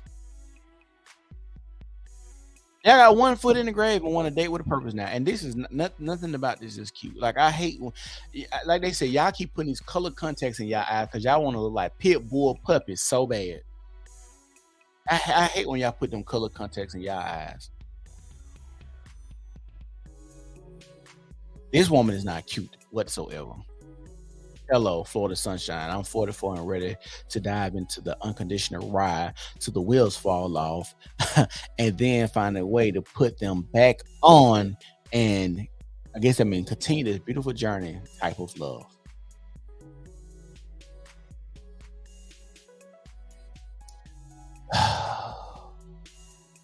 I gotta ask, 44. She looks oldish as I don't know what. She looks old. And this is the post. If y'all are looking, if y'all are watching, this post was about women. It says, "Post a picture if you want to get married." And these are the pictures that these women decided to post about getting married. Y'all didn't even decide to put your best foot forward. Y'all didn't say, you know what? Maybe I should go spend a little money and go have a photo shoot, a professional photo shoot, and then put these pictures in this group. And maybe I can get me a certain type caliber man. Or maybe a lot of y'all women should go, because online dating is a thing. A lot of people are going to meet their mates online. Maybe y'all should go and revamp y'all online presence and delete all y'all bad pictures y'all got and put up nothing but good professional photos of yourself, or just nice quality pictures of yourself where you don't look, you're not without makeup, you're not, you're looking fat. If you were bigger, you might want to just, maybe not delete them, just don't have them on there. You might want to just make sure your social media presence is all-time high. That's all I'm saying. I don't know. It just seems right. I don't know. What do I know? I'm just a man that looks at these women's profile pictures and then be like, ooh, this doesn't look good. I'm trying to figure out what this lady 44. She lied about her age. She age fishing a nigga right now. She's big breasted, but she's big also because she's covering up with her moo. Oh, come on. My daughter, she is 32. Oh, this lady posting her daughter. My daughter, she's 32 and very beautiful, smart and intelligent. She has no children and has her career together. Please come correct to connect. Avoid. Avoid. You know why? This bitch is regular. I don't give a fuck what no nigga say. Like, when a mother is this involved, I'm gonna tell y'all something. If the mother is highly and overly protective and highly involved in their daughter's dating process, avoid. That's gonna be hell. I'm telling y'all. If the mother is involved in the dating process, this is for the fellas. But if the mother is involved in anybody's dating purposes, really, really heavy, avoid. Maybe not the father, because the father is going to probably give the best advice, and I'm gonna give you advice and let you do. But if you want, typically the mother needs the intricate little details about the day-to-day in and out of what's going on. And if a mother has that much influence in their daughter's life to put this picture up here to help her daughter find a man, what's going on is she knows her daughter's not very attractive, or she is the gatekeeper on if a man gets close to her daughter or not, or dates her daughter or not. Because she should have posted a better picture of her daughter. But they ain't put no full body picture on them. And ain't got no full body picture on them. That junk crazy. They should have did that. Full body. Oh, let me see if I can do something. Oh man.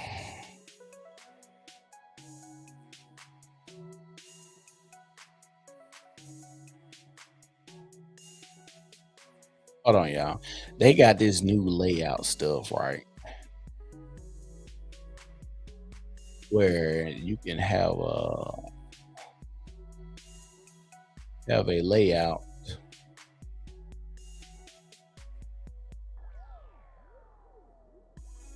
You can have a layout, right? Hold on. And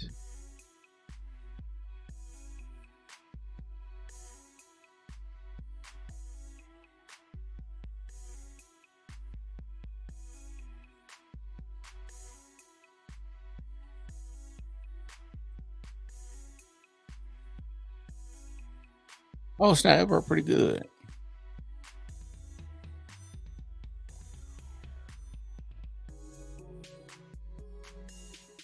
I ain't never really played with this, but you could have like the layout right here on the camera slide.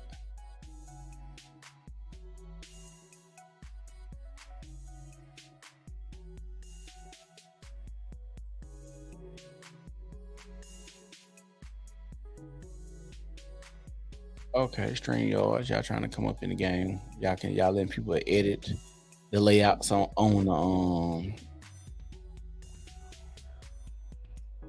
the camera now.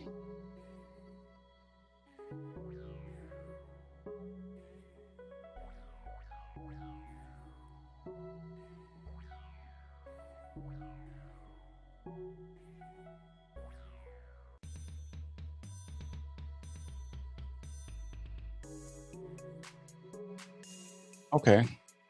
Didn't know they did let us do that, but now we can edit layouts and stuff, so that's pretty cool.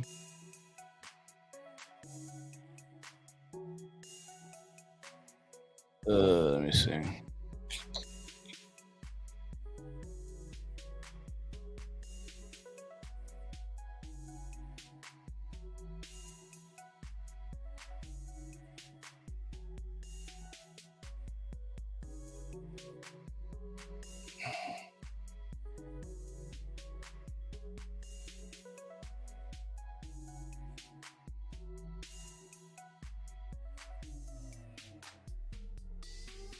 All right, so ScreenReels let you edit your layouts and stuff. My bad, y'all. That's pretty cool. I ain't never did that. Let's go to the next one. What else we got? We're gonna do 2 more. We're gonna get up out of here.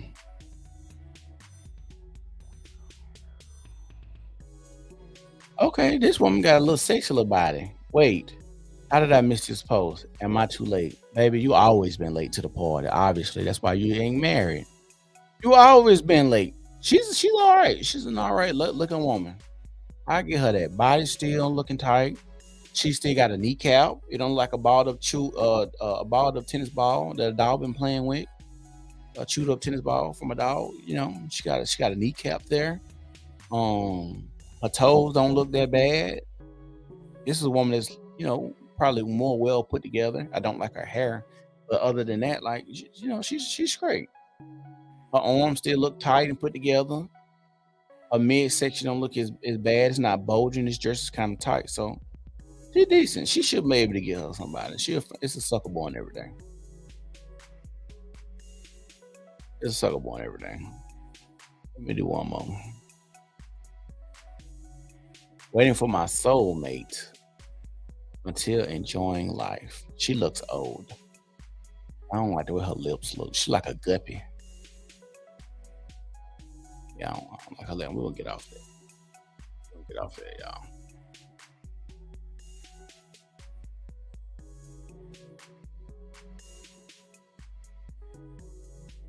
You couldn't see her? Oh well, I just clicked off. Hold on. I'm finna show y'all something else. We want to talk about something else real quick. Do y'all think? And this was actually a post from Jazz. Like I got this from Jazz. Do y'all think that men need to understand that there are women that are out of their league? Do y'all think that there are women that are too high powered for certain men to date?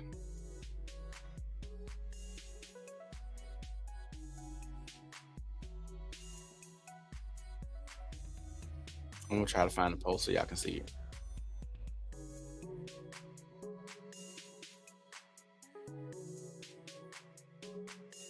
Post it 3 days ago.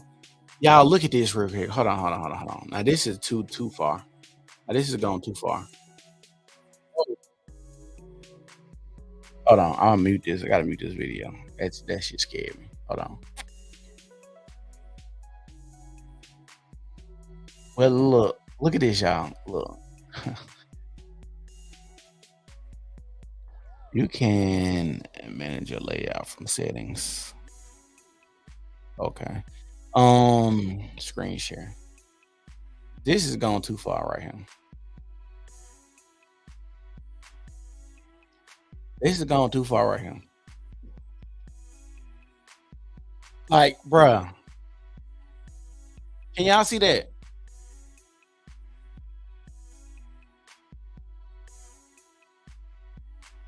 Can y'all see this?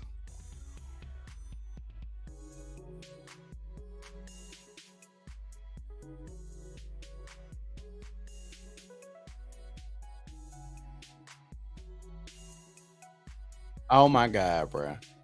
I commented on. I said, I said AI didn't went too far, but this isn't AI. This is an actual woman shaking her behind that is heavily inflated with Fix-A-Flat with chicken legs. It's like somebody. Her body type looks like somebody got some parts mixed up at the God Factory. Like when they was creating her at the God Factory, putting her together in the assembly line, somebody threw the wrong legs and ass and rest of the body together wrong. This is a bad Miss Potato Head put together. Horrible. Horrible. Let me see if I can find this post. Y'all seen the link that says emotionally unstable women, men say have the good sex, the best sex?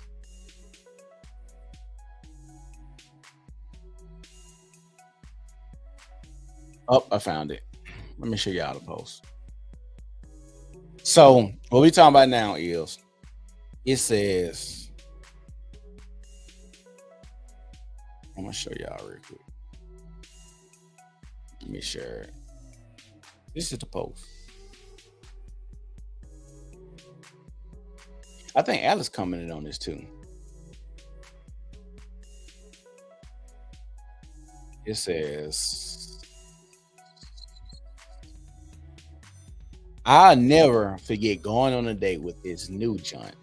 She pulled up in a Mercedes G-Wagon, had on designer head to toe, a diamond chocolate chain, a fended fur jacket, and right in that moment, I knew I would never hear her up again.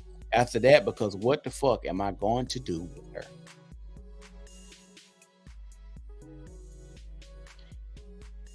This is where I asked, do y'all think men should know that there are some women that are out of their league?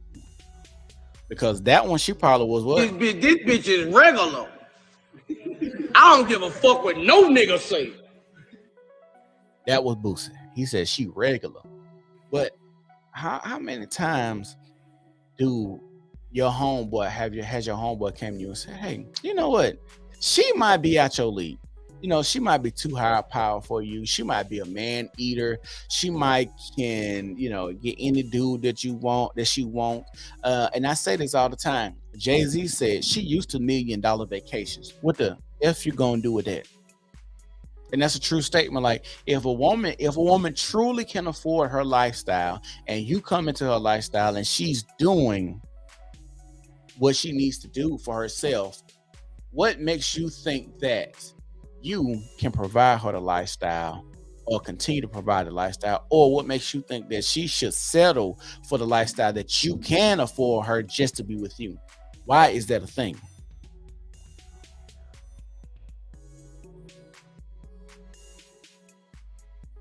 Alex explained. Alex said, out of your league has nothing to do with money to me.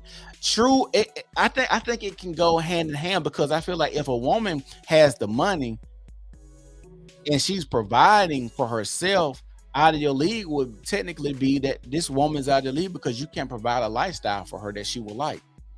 That would be a reason for her not to talk to you, because if she says, hey, I can buy me a Birkin bag, a $30,000 purse, and then you come in the picture and she asks you ask, well, baby, what do you want for your birthday? And she says, I want a $30,000 purse. Now, you know, this woman can't afford a $30,000 purse herself. So it's not like it's not outlandish for her to ask for something she's already buying herself. But if you're her man and she asks you that, then why wouldn't, you know, she have reserves or be reserved or have restrictions about dating you? Because you're like, can't afford it. Why aren't a lot of men told that it could be some women that are out of our league? Now, if it's just the caliber of woman, like, is she just a woman? If you're thinking from just a man or woman aspect, okay, maybe she's not your league. But lifestyle wise, she could definitely be out of your league. She could definitely be out of your league. If he got it, like you said, she got out in the G-Wagon. She had on her designer head to toe, a diamond choker chain, a Fendi fur jacket. He said, right in that moment, I knew I'm gonna call her again. Because you gotta understand, some women gonna break your pockets to try to keep up. It ain't no worse feeling than being in a relationship with somebody and you struggling to keep up. Sometimes some people be moving so fast and doing certain things, and sometimes God put in a life certain people to help them maneuver to where they moving a little bit faster than you. And sometimes you get into a relationship with somebody that's moving fast, and then you feel like you stuck in the mud, and now that comes, you know, envy, jealousy. You know, sometimes people do a little sabotaging type of stuff to hinder their progress because they're not doing much. And of course, you shouldn't be in a relationship with those people, but sometimes you never know how, you know, that's going to translate in y'all relationship. But like I said, out of your league to me has nothing to do with physical appearance. Let's be real. These women like that be covering up for the fact they have the personality of a rock. I can't say, because I'm gonna say this. I haven't personally dated a woman that I felt, well, I dated one woman that I felt like monetarily she was getting a lot of money, and the stuff she was doing, we was dating, but I never felt like her personality was horrible. You know what I'm saying? Like, she had a fast whip, she drove a nice Benz, like she was buying, you know, designer stuff, like literally not fake stuff. Like, we would go to the mall when I go to Atlanta, and you know, to visit her, and she would go to the mall and buy like the real jewelry, real designer boots, Louboutin heels. Like, she was like fly as fuck. Like, she was a fly chick, but she was fun. She was bubbly. She had a great personality. She, you know, was easy going. Like, I can't say that, you know, they covering up for having a bad personality. So you think like people like Ari and the celebs that we see that buy all of that stuff, they have bad personalities?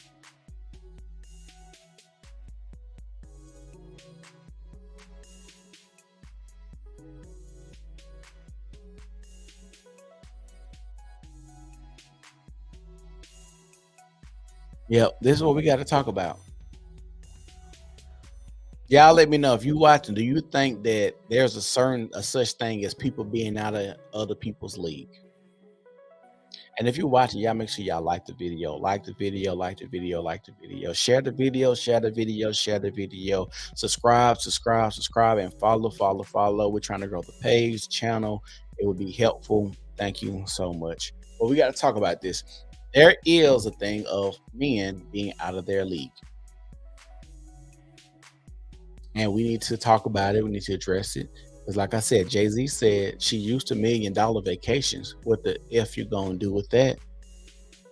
If a woman is accustomed to a certain type of lifestyle and you can't afford that lifestyle, that would be a woman that'd be out of your league.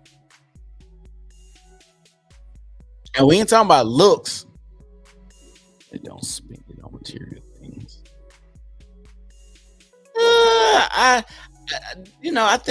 think people say that people with money don't spend it on material things. I think it's different because people like to say Warren Buffett, he stays in the same house he's always lived in, but then people don't know that Warren Buffett blows a lot of money on planes. Like if you look at it, like Warren Buffett loves planes, so that's where a lot of his money goes. He's spending $30-40 million just on planes that he can't even fly. Like you can only fly one plane at a time. The same, every people say you can only have one, drive one car at a time. Same thing with a plane. He loves planes. So to say that people that got money don't spend it on material things, I think it's weird. I think it's part of why you get money, so I can buy stuff. Like I know you want to be financially free, and you don't. Some people want to have the money that's had that fuck you money. He rents them out to other rich folks. Yeah, that might be true as well. But even still, your love for planes, you can still make the money on something that you like. You know what I'm saying? Like I enjoy doing podcasting, but I still go and help other people and show people how to do stuff. And hopefully to come back, down the line so I can make money off of it.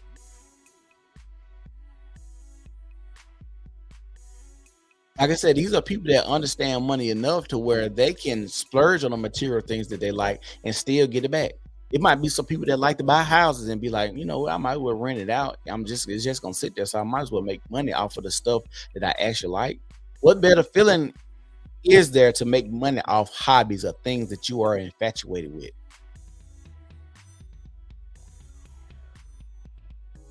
Now they gotta be the best feeling to know that I can buy all these Lamborghinis and still make money off all these Lamborghinis because I'm gonna rent them out later on.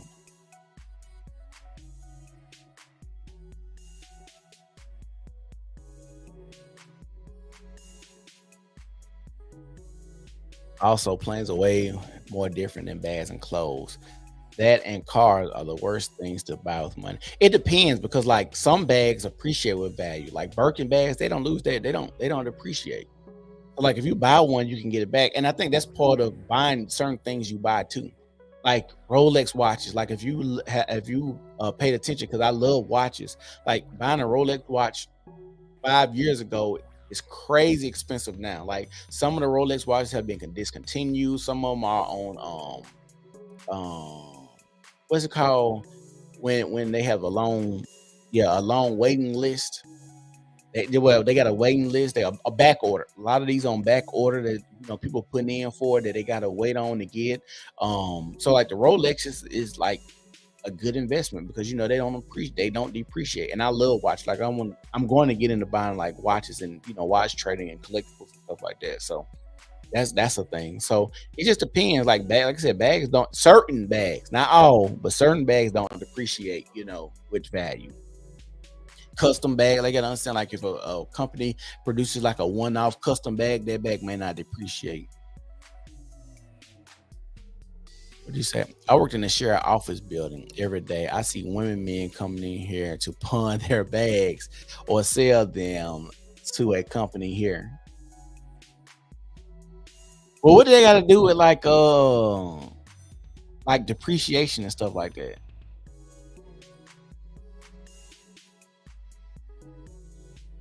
Like if they struggling, of course they gotta do what they gotta do. If I was struggling, I'm gonna sell my stuff too.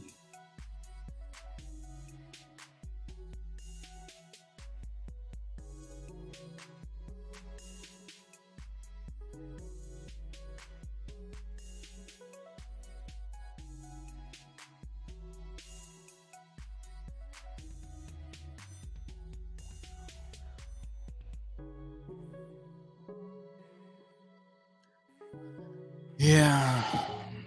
Let's watch this video. We're gonna watch this video. We're gonna come back. We're gonna visit this topic. But I want to watch this video right here. Let's see if I can find it.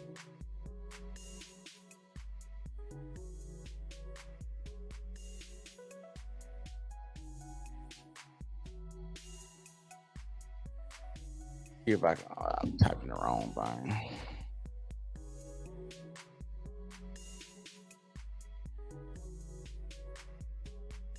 Ugh.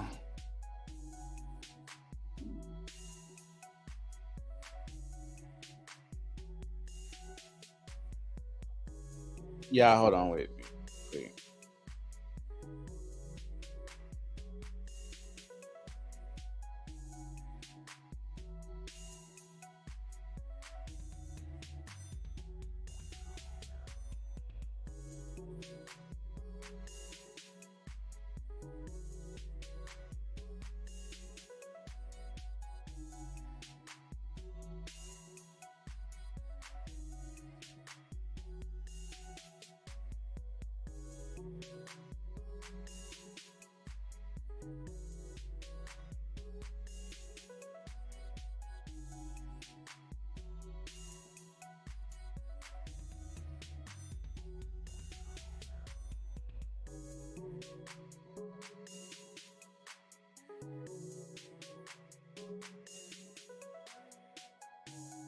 Hold on, y'all. I'm trying to find a video. I know which one it is, but I can't find it right now. So I'm looking. See if I saved it under something else.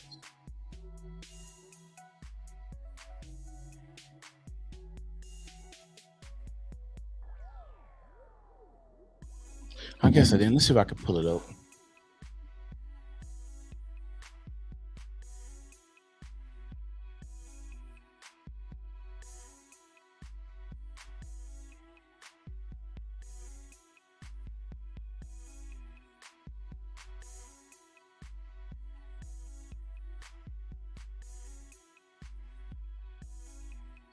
Oh, I might not be able to find it because it's gonna be.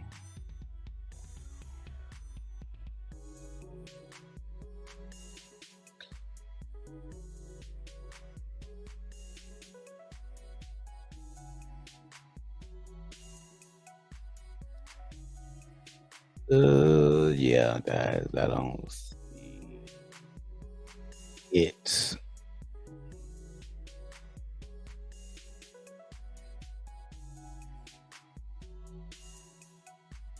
Maybe it's this one.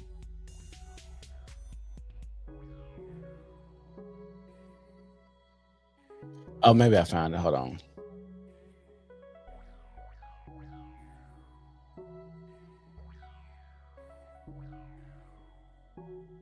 I might have found it, y'all.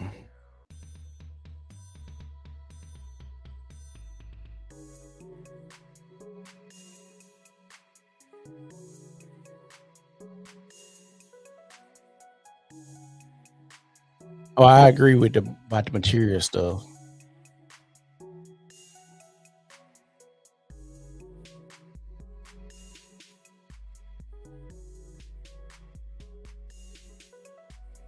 So what we about to watch is Destiny. He debates like Rolo Tomasi on Fresh and Fit, right? So while he debating them, I guess he's talking about like how women don't, and I don't know the timestamps. I should have saved them, but the timestamps basically like what Rolo Tomasi said: alpha fucks, beta bucks, basically, or trying to pin women pinning children on men, or during their ovulation time, they look for men with better genes or something like that, and use the beta male to raise or rear that child. So let's watch this real quick. Let me share it real quick. That's what we get.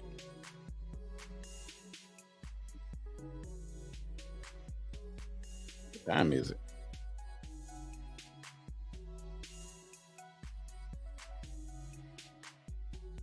A woman, and so for a man to pass on his genetics, a quantity of women would be more important than quality, and for women to be the opposite. Well, in a pragmatic sense, I'm not saying that's the most ethical. I'm not saying it's moral. I'm not saying whatever. I'm just saying in the most pragmatic sense.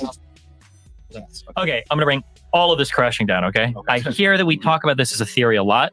I don't think anybody is a proponent of this theory anymore.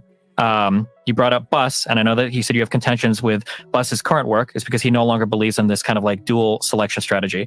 And then do you believe in a mate switching strategy? No.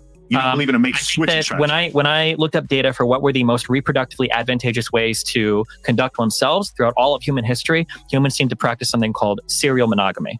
So we date, we break up, we date, we break up. That's what I just got. Yeah. And that is, not only is that what we tend to practice, that is the most successful reproductive strategy. Yeah. But that's a mate switching strategy. But it's not like you dump somebody immediately just to like upgrade, because that, I don't think there's any evidence for that. There's no data for that. The thing is, how do you make data for upgrade? Do you see what I'm saying? Like, sure. So here are some things that people measure. So one thing is EPP, I think it's called extra pair partners. When people do broad research in society and they try to find like how many people are having these extra pair partners, how many people are married. I think this is another part of this debate where to the beta bucks, and then where it got too complicated for something that is so simple, like very, very simple. The alpha guys for the genetics, the highest rate you can find in the poorest of areas is 6%. But globally speaking, it's about 1 to 1.5% in almost all areas. So the idea that women are going out to fuck men and then coming back to their beta guys, there's no data to support that. Not only is there no data to support that, from an evolutionary point of view, it actually doesn't even make sense if you really think about it, because human females don't actually give any outward indication when they're fertile. So the thing, what he just said is the issue that I have about the stuff that he's saying. Like,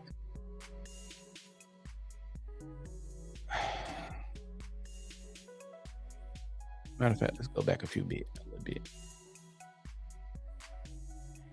What the hell?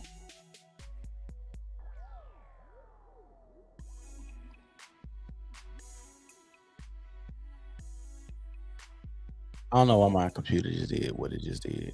How can you go from a Christian making 6 figures a year to a kingdom builder making 6 figures a month? Evidence for that. There's no data for that. The thing is, how do you make data? Someone called you alt left. I'm gonna try.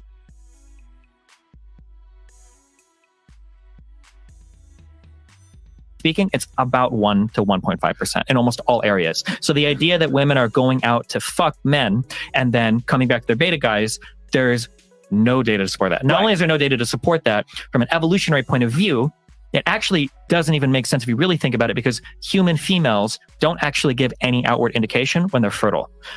So for instance, we're talking like got it. Yeah. Estes, the Estes stuff, right? Yeah. So for instance, when we talk about like cats, if I wanted to be an alpha male cat and have a fuck ton of kids, that's a very easy thing to do, because you can see when cats are in heat, when they're in their Estes, right? You find the cat that's screeching and then you fuck them and you have a kid and then you peace, and you can get a lot of cats pregnant that way, I imagine, if you're a tomcat and you're trying to fuck a lot of cats. Yeah. But for human females, the only way to ensure actual reproductive success is, because they don't give any cues externally about the status of their fertility, is to just stay with one and have sex over a long period of time.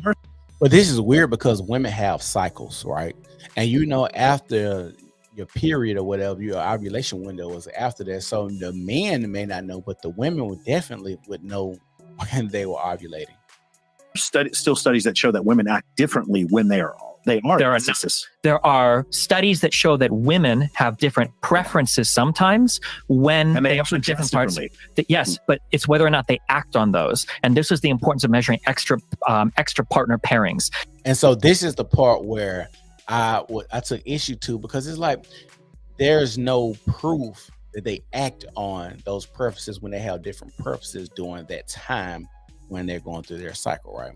So we can use a little bit of deduction. What is deduction is? Let's look at what deduction is. Meaning of deduction on a lot of this stuff, because it ain't meaning of deduction. Deduction, the act of deducing or subtracting something, the inference of particular instance by reference to a general law or principle. Okay, so when it comes to what he just said, that there isn't any indicators, like I said, women know that they're who they gonna fuck, because they have the women act differently when they are. There are studies that show that women have different preferences sometimes when they have different. Okay, so do they act on them, right? So the thing about if they act on them is, I'm gonna show y'all something.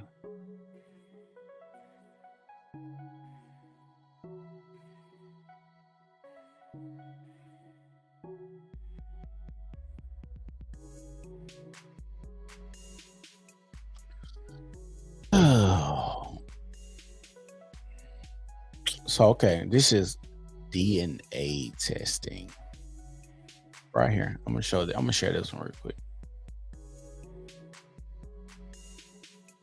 I wonder, could you add multiple media sources on here? That would be great.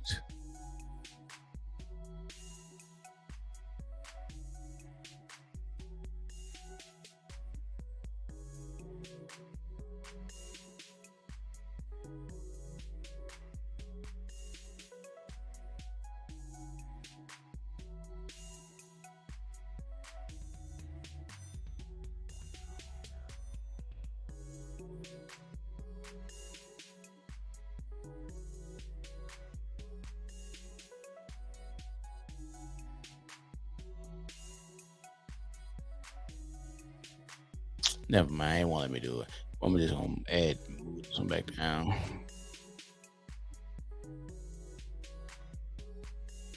So I'm just trying to do some new stuff. It's a DNA diagnostic center. 30% of men not the father. It's a paternity test states stats show a dramatic rise in the number of individuals seeking DNA paternity testing. The new trend, along with the increased attention of paternity provided by celebrity scandals, leads to the question: how many people really need a DNA test? 30% of fathers not the father. A quick online search gives frighteningly alarming figures. Many articles claim that as many as 30% are unknowingly raising another man's child. This would mean that out of the class of 60 students, 20 of them are grown up calling the wrong man dad. Where did this 30% figure come from? This is an often misunderstood statistic provided by some paternity test labs regarding the percentage of paternity tests with a not the father results. Most paternity test labs report that about 1 in 3 of their paternity tests have a negative result, or of all the possible fathers who take a paternity test, about 32% are not the biological father. But remember, this is 1/3 of the men who have a reason to take paternity, not 1/3 of all men. That's a huge difference, right? So the question is, during that time, do women act on basically the mate switching dynamic, or fuck other men and pin babies on the beta, right? So she can get the alpha genes and the beta to take care of it. Alpha fuck, beta bugs, basically what it's saying. So we got 30% of the men that are tested, 32%, what it says right here, are not the biological father of women in question. Ovulation, how long does ovulation last? How long does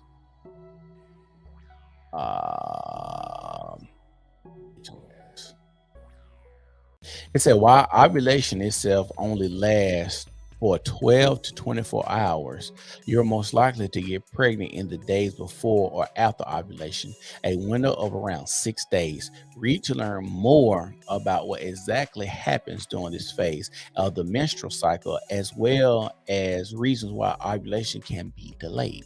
So you have a 6-day window to get pregnant by somebody, right? 6 days. So with that 6-day window, what he's talking about, women actually, or the women that's tested, that's 30%, that we have a 30%,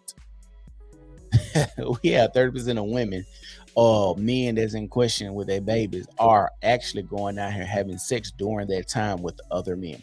Now, the question would be, how do we know that these women aren't already having sex? Okay, that's a question that is unknown, but we know for sure that we have women who are having sex within this 6-day time period with multiple men.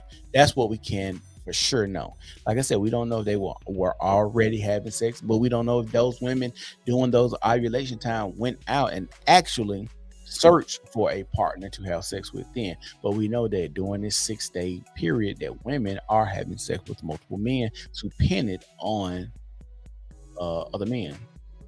Parts, yes, but it's whether or not they act on those. And this is the importance of measuring extra partner pairings, is that you can ask a woman, do you think that certain men are more attractive at different parts of your period, or at different parts of your ovarian cycle, or your cycle, basically? And women will say yes, but they don't actually act on it. So you're just saying that these are preferences, but they don't act on it, because there's a study again at the end of Why Beautiful People Have More Daughters by Satoshi Kanazawa and David Allen, where they talk about women actually retain more sperm from men that they cheat with than men that they don't cheat with, and that was part of the reason why the dual mating strategy came about, was because of those studies. And there's also some. I'm a big fan of Dr. Marty Hazelton. I've been using her work since the very earliest days. Also a student of Dr. David Buss. Okay, and so. She's got a book called Hormonal, and it's basically the ovulatory shift. Because what we're talking about here is ovulatory shift. Okay, so when we talk about the dual mating strategy, ovulatory shift proposes that when a woman is in her proliferative stage, when she's in the ovulatory stage, she's looking for a guy with more masculine features. She's looking for the guy who's going to like slit throats, right?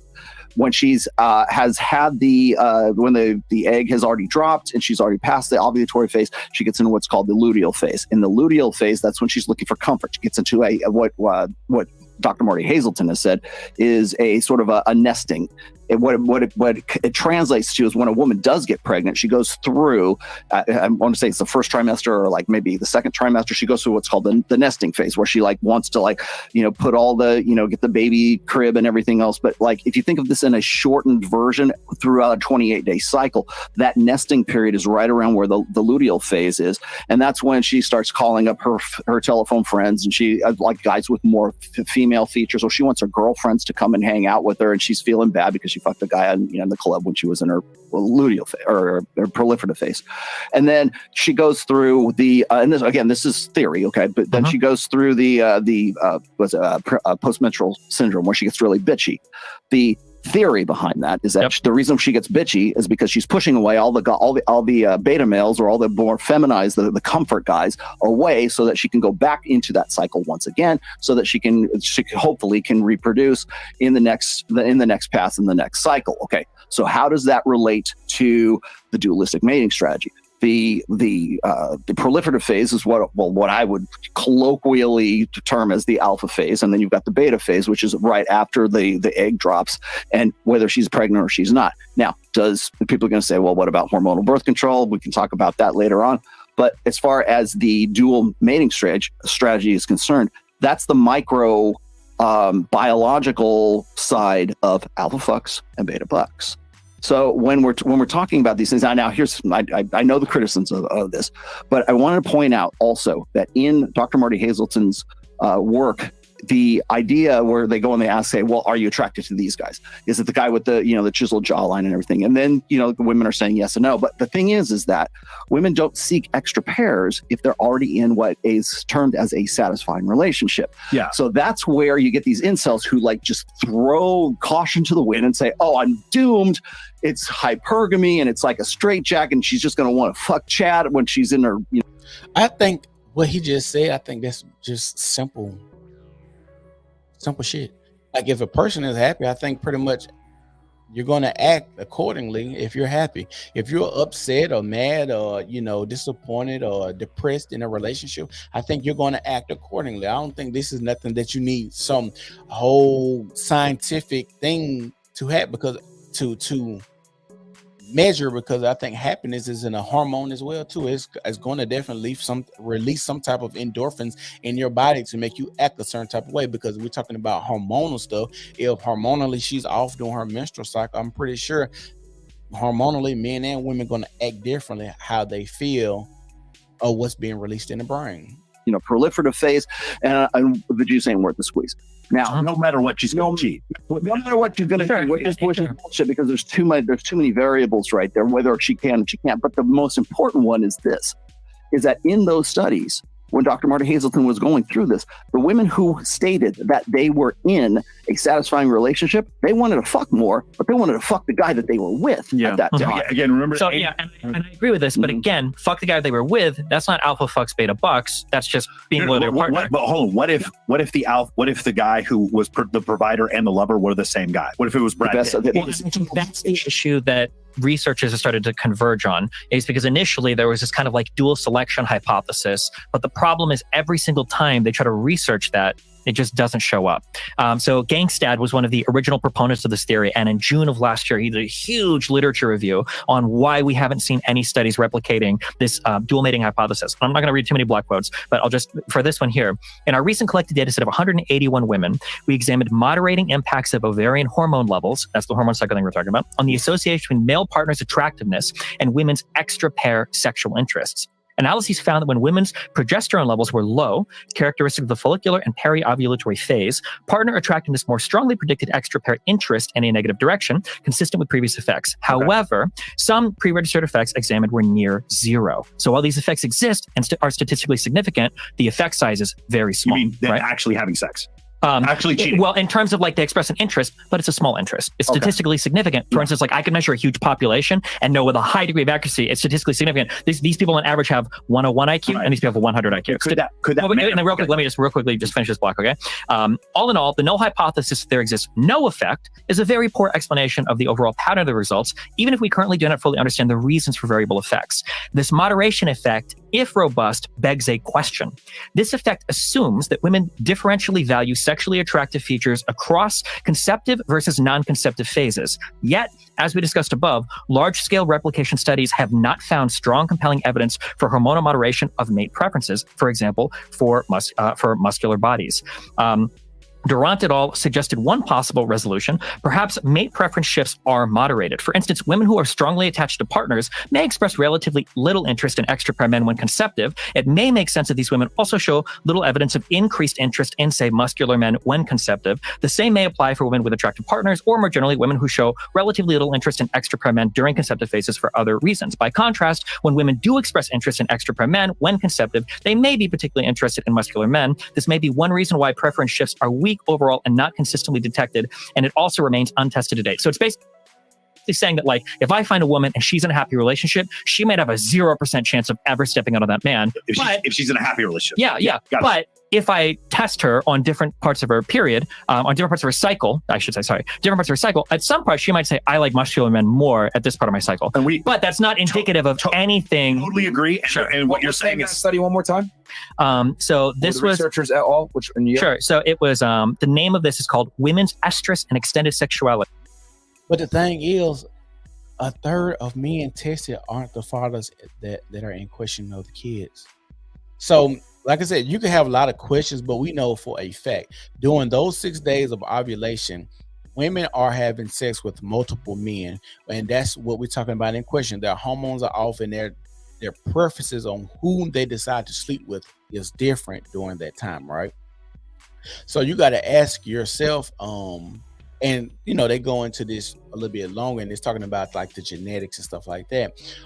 If a woman has a steady partner, and then let's say this steady partner is having sex with them and ejaculating in her, and then she has sex with cheating, so she might, if a woman's cheating, she probably ain't having as much sex with the guy she's cheating with if she's still having sex with her main dude. Typically when I hear women who are cheating, the men know they wives or girlfriends cheating because they're not having as much sex. Because I'm gonna be honest, it's probably difficult for a woman to keep having sex with multiple men like that and be okay, because you got two different sperms going in your body, changing your chemistry and all of that, your biology. So it'll probably be very difficult. But if she's able to do that, like I've seen some women that seem to be okay with having sex with multiple men and let them ejaculate in them, it seems as if we're talking about the better genetics, it seems as if she's getting pregnant by the dude she's cheating with, who might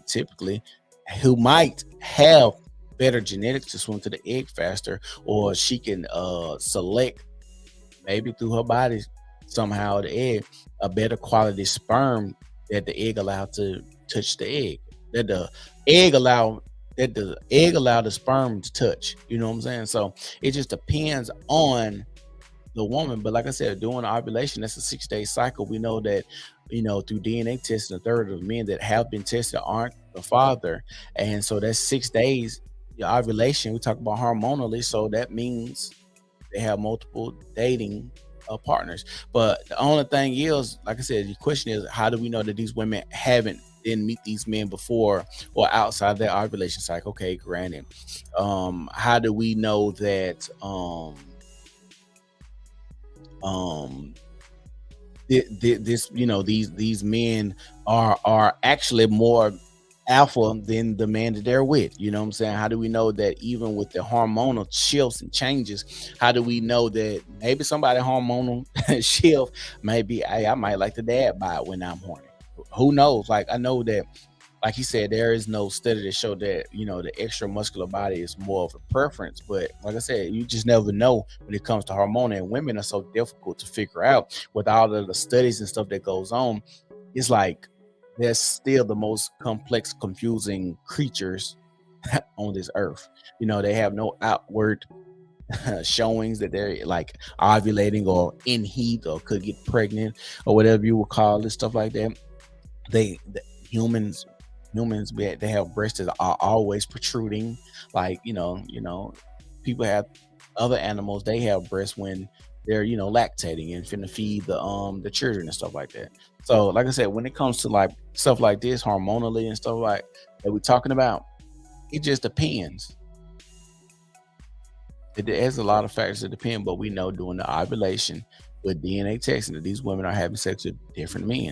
Reflections on empirical patterns and fundamental theoretical issues. And the two researchers are Stephen Gangstad and Trent Din. Gangstad was one of the original opponents of He was a colleague of Hazelton. Correct. I'll just put Gangstad on. It's 2022. June last. Can I fuck this all up really quickly? Go for it, yeah. Okay, so 73 teams, the same hypothesis with the same data.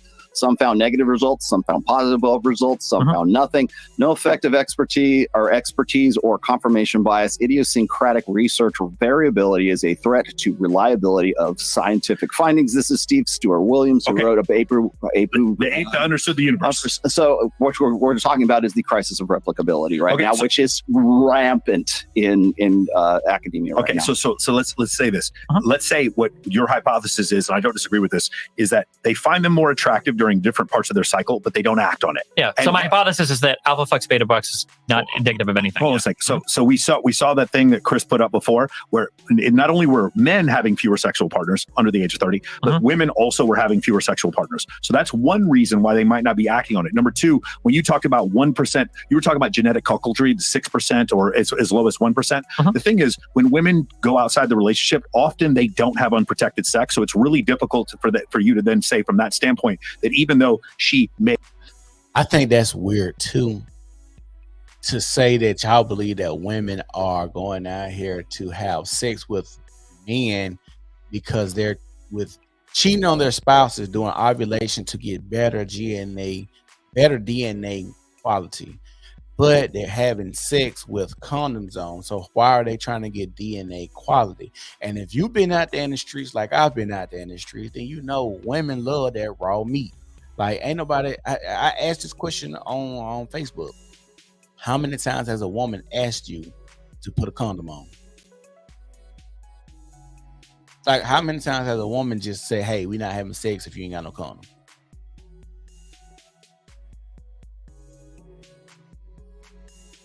How many times has a woman asked you if we can't have sex because you don't have a condom on?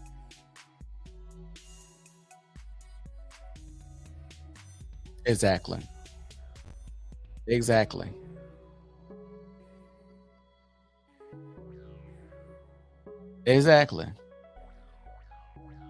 Women ain't asking men to put on condoms out here. Women love that raw meat. And for him to say that women that cheat, that's out here cheating with men that use condoms, how the hell do you even know that? Because like I said, DNA, from what DNA testing say, a third of the men that's in question, not all men, just a third of the men that in question aren't the fathers. So that means obviously women ain't using condoms when they go out here and cheat.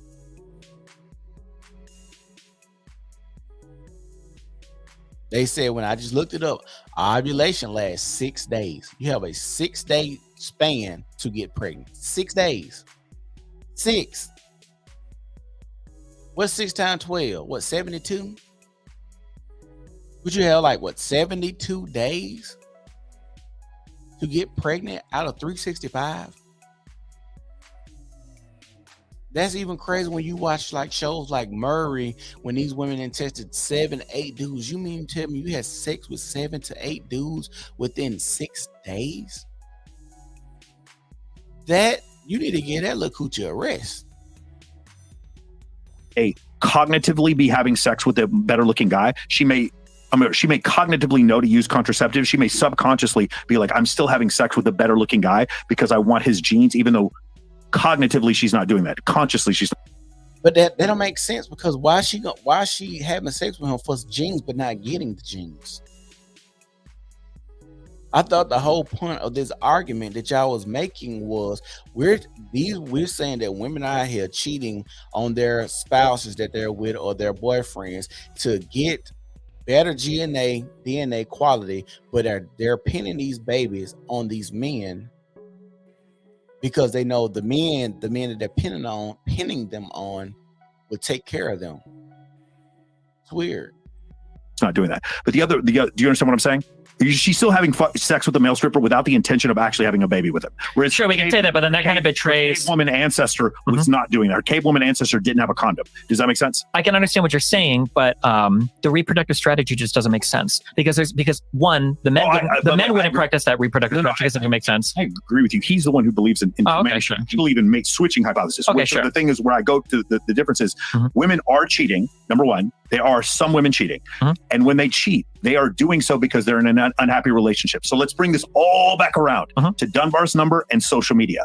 More women are in unhappy relationships because they are comparing themselves to other people, other relationships, and they have access to more men, which is causing more unhappy relationships, which is causing more cheating. Yeah, See, I agree with that. Comparison is a thief of joy, and you have so many people comparing their relationships with what they got to people that they see around them or what's going on, and that ultimately gives women like resentment towards their men, and that's why a lot of women start to step out because they're trying to compare themselves to other relationships.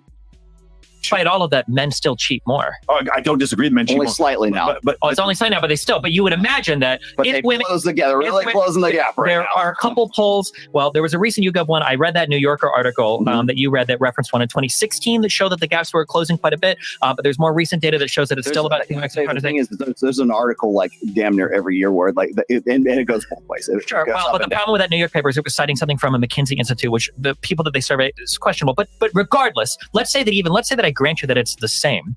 If we're arguing that women are hypergamous, women have access to all these men on social media, women are on Tinder, Instagram, and all this, and I know you've tweeted out before, and I think you guys have said, I don't know if you agree with that women celebrate cheating more than men, or like women aren't going to get shit from it. Divorce. Sure. Yeah, and that women's friends are going to be like, you go queen, and men are like, don't cheat, right? Go. All of these things were true. Wouldn't we expect women to be cheating way more than men?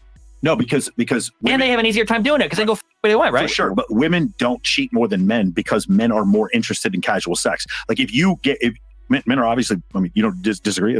Men are more interested in casual sex than women. That's the reason. So let's go back to the thing I said before. The main point of the study was that 83% of the time when a woman cheated on her, stepped outside of a marriage, she fell in love with her affair partner. I understand what you're saying. 30% for men, which means for men, they could have sex and it didn't mean as much, where women, when they would have sex with another partner, their intention was to switch partners. Sure, and I could buy that. But then there's the schism here is I'm fighting against the dual sexual. I think it's all strategic sex. The mate switching. You disagree with Rollo on the exactly, yeah, because you guys have a big disagreement. It's not a big disagreement. Because the question is, what is the mating strategy? Because you're saying women are always to find long-term partners, which I agree with. Yeah. But here's the thing. The reason why I don't completely disagree is because I used to live in Los Angeles and I live in Las Vegas, and there's tons of women who are straight up cucking their boyfriends, and I meet hundreds of them. And what you're going to say.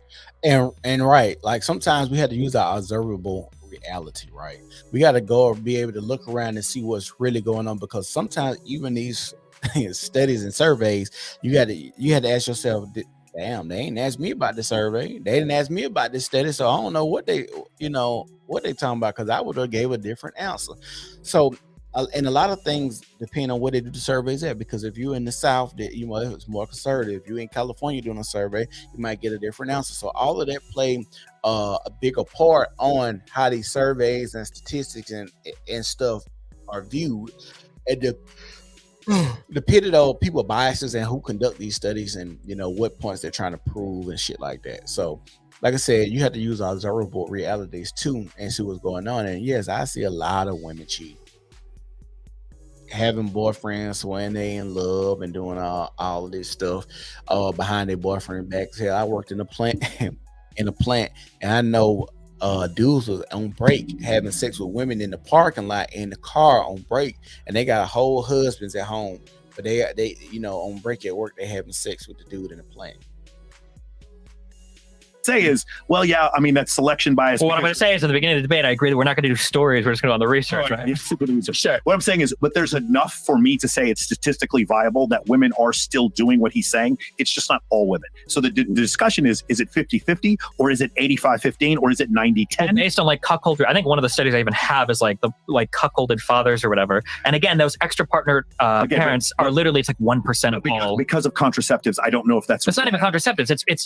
This is historically, because the only way they do this is through genetic analysis of like broad spectrums of people to try to figure out so it just doesn't seem to be the case that many women practice that reproductive strategy. Another study that you guys bring up too that's kind of in this wheelhouse is a long time ago there was a genetic collapse where there was one man for every 17 women, right? Are you talking about during the it was like 8,000 BC, I think. Yeah. Okay. Yeah. So for a while, and I think in 20... You're talking about a near extinction event, but after the agricultural revolution? What are you talking about? There was a 2015 study that showed that prior to this, there was a big genetic collapse because of a near extinction event. But this was a particularly interesting one because it was only a genetic collapse of the Y chromosome. So it looked like for a while, only like there was like one man. And see, this is the part of this debate. I feel like they were just going into the weeds for no reason, because it's like, why are we going this deep to, like I said, his issue is with the mate switching, with basically the DNA and getting the beta to take care of it, right? And my idea is, if you got DNA saying that for sure that this is something that we can for sure statistically put out a number on it and see that women are saying that these men are the father and they aren't, and you can only get pregnant doing 6 days out the month or during your whatever your menstrual cycle, then I don't understand how this is even an argument. I would tell my son, hey, you need to be cautious of your woman around her ovulation time to make sure she's not sleeping with other men around this time, because 1 in 3 men who are tested for their child is not the child's father. And genetic diversity for every 17 women. You're talking about this whole thing. Well, Pat Bet David came out with a thing saying 40% of men throughout history have replicated and 80% of women. Is that what you're talking about? No, it was more specifically, it's something that Rollo specifically brought up in his show, that there were 17 women for every 1 man. Here, I'll get it for you. Yeah, there's a 2021 video where he brought it up. I can play it for you if you want. I use it all the time. Sure. Yeah, exactly. I know exactly where it is. However, so researchers from Stanford in 2018 went back and they looked at this data, and then they looked at how people lived in those time periods. Yeah. And if you really think about it, it's impossible that 1 man could have 17 women for a variety of reasons. The first is because you can't partition that many resources. These were hunter-gatherer tribes that were like doing early clanning. 1 man could never provision enough resources for 17 different women. You didn't have like castles and stuff. So what was the explanation? So the explanation was, back then, the way that humans organized themselves was through patrilineal clans. The way that it worked was, if you had a clan and you went there, it was 1 man, and all the genetic lineage for the men were from that 1 man. However, women, like Genghis Khan and Kulia Khan, and a little bit, but women would actually go and marry other clans. So what happened was anytime there was they wanted to or not. Sure. But what happened was, anytime there were warring clans, what you would find is, if one gets wiped out, that Y genetic lineage is gone, because all the men are dead from that particular war, but the women were married off to other clans, so their chromosomes could continue to spread. So that Y collapse is most likely, you can't prove it, but most likely the explanation, the reason why that Y collapse happened, was because of the patrilineage organization of society in those days. And including the violence that was partaken from one tribe to another. Meaning, what you're saying is like one tribe kills all the males in another tribe and then takes the women, and that's the reason. Or just kills the whole tribe. Even Okay. they can take the women out; they don't have to. But those women have already been married off to other tribes, so their genetics are spreading more than the men who are self-contained. Sure, but I mean, even if you go back to the Bible, what is the Jezebites, the Canaanites, all those one? It says God says you're to kill the men and then to take the virgins. Do you remember that? So in that case, we're still going back to the dark triad traits. We're murdering these men and stealing the virgins. Naked murder. Well, I mean, it's warring tribes. I mean, that was part of war. You don't have to be dark triad to get, like, I don't think everybody that landed, at Omaha Beach, it was like a dark triad murderer, right? It's just part of war. I'll read it to you. 8,000 years ago, 17 women reproduced for every one man. By the way, now, through genomic tracking, it's more like 7 for 1 right now, but this is 8,000 years ago. Analysis of modern DNA uncovers a rough dating scene after the advent of agriculture. Once upon a time, 4,000 to 8,000 years after humanity invented agriculture, something strange happened to human reproduction. That's very important. After agriculture, across the globe, for every 17 women that are reproducing, passing on genes that are still around today, only one man did the same. Now, when we talk about this, whether or not the how that happened, we can say, well, it's warring tribes and they're taking war brides. It's forced sexual copulation, since I can't say. Well, no. What I'm saying is that it was why it could be, but it wasn't one man for 17 women. It was one man probably for like every. It was probably like, at the worst, it would have been like 2 women per one. But man. he passed on his Y chromosome to his son, and then that's what you're including in this. The issue is all the men stayed in the same tribe. If my tribe got into war with somebody else, my Y chromosome is gone. I'm right the fuck out. But the women go off and they marry. If I have daughters, she's going to go marry somebody else. So her genetic material passes on. If you run this war for 4,000 years, well, what's going to happen is you're going to be deleting a Y chromosome every single time tribes go to war and somebody loses. But the female side is always going to live on because they outmarry these patrilineal clans. It accounts for that. It wasn't like there was a mass death of males. They were there. So what were they doing? Okay, so and this is Melissa Wilson Sayers is the yep, she was the original one in 2015. Right. So computational biologist at Arizona State University. Let's see. Another member of the research team hypothesizes that somehow only a few men accumulated lots of wealth and power. So it could also be resource acquisition. Well, but so in Stanford, their response to this, the reason why that doesn't make sense is in every part of the old world, every single part, the bottleneck lifts approximately 5,000, 4,000 years ago. This is precisely the period when chiefdoms and states first emerge, which are often associated with extreme inequality. Because once you've got a state, now you can really have, because think about it, like 10,000 years ago, one caveman can't have 50,000 resources. He's going to get fucking killed by another caveman, right? But this is when extreme inequality happens. Mass human sacrifice is commonly seen in first states, etc. However, the emergence of chiefdoms and states is associated with the lifting of the bottleneck, not the intensification. Meaning that the inequality wasn't what was causing it. It was the fact that these civilizations were no longer completely killing each other. Here's just a hypothesis. I haven't read this whole data, but what if the advent of the chiefdoms actually caused it so you had more stable societies than what you had before? So the beginning of the agricultural revolution, which is 11,700 years ago, is the first point in human history where one man had more than another man and one man worked for another man. So then we had more defined hierarchies. Those men up at the top had more sexual access, had access to more women, and maybe it was just super inegalitarian, and these societies were more fragile. And then once you had the chieftains and city-states, now it's harder for Athens to destroy Sparta. It becomes more difficult. And in those cases, that's the reason why more men would be able to procreate. And whereas before you would have more men being disposable, you would have less. I'm just saying, think about it recently. Like, it's not a good reproductive strategy if you have a whole collection of people and nobody's allowed to have children. But if one tribe's killing another one, it's not a strategy. It's just like survival. Socially enforced monogamy. Sure. Well, to some extent, unironically, that is like the dominant. We went from Old Testament polygamous societies where it's one man with many, like 2 wives and many concubines, whatever it is, and now you're going to one man, one woman, and we're changing really the mythology around that. Like, well, the biblical stuff is hard. Well, it doesn't have to be biblical. It could be like, I don't know, the poem of Gilgamesh or whatever. I mean, it's at that time, that's when it became one man and one woman. But even prior to that, culturally, prior to that, it was never that unbalanced. Yes, but it coincided with agriculture. Sure, but I'm saying that even at the height of unbalance, it was never more than 1 to 3. The thing is, it still was 1 to 3. There are fewer men having children than women. Is that? Yeah, it do you was agree with fewer, but not 1 to 17. 1 to 3 is a lot different than 1 to 17.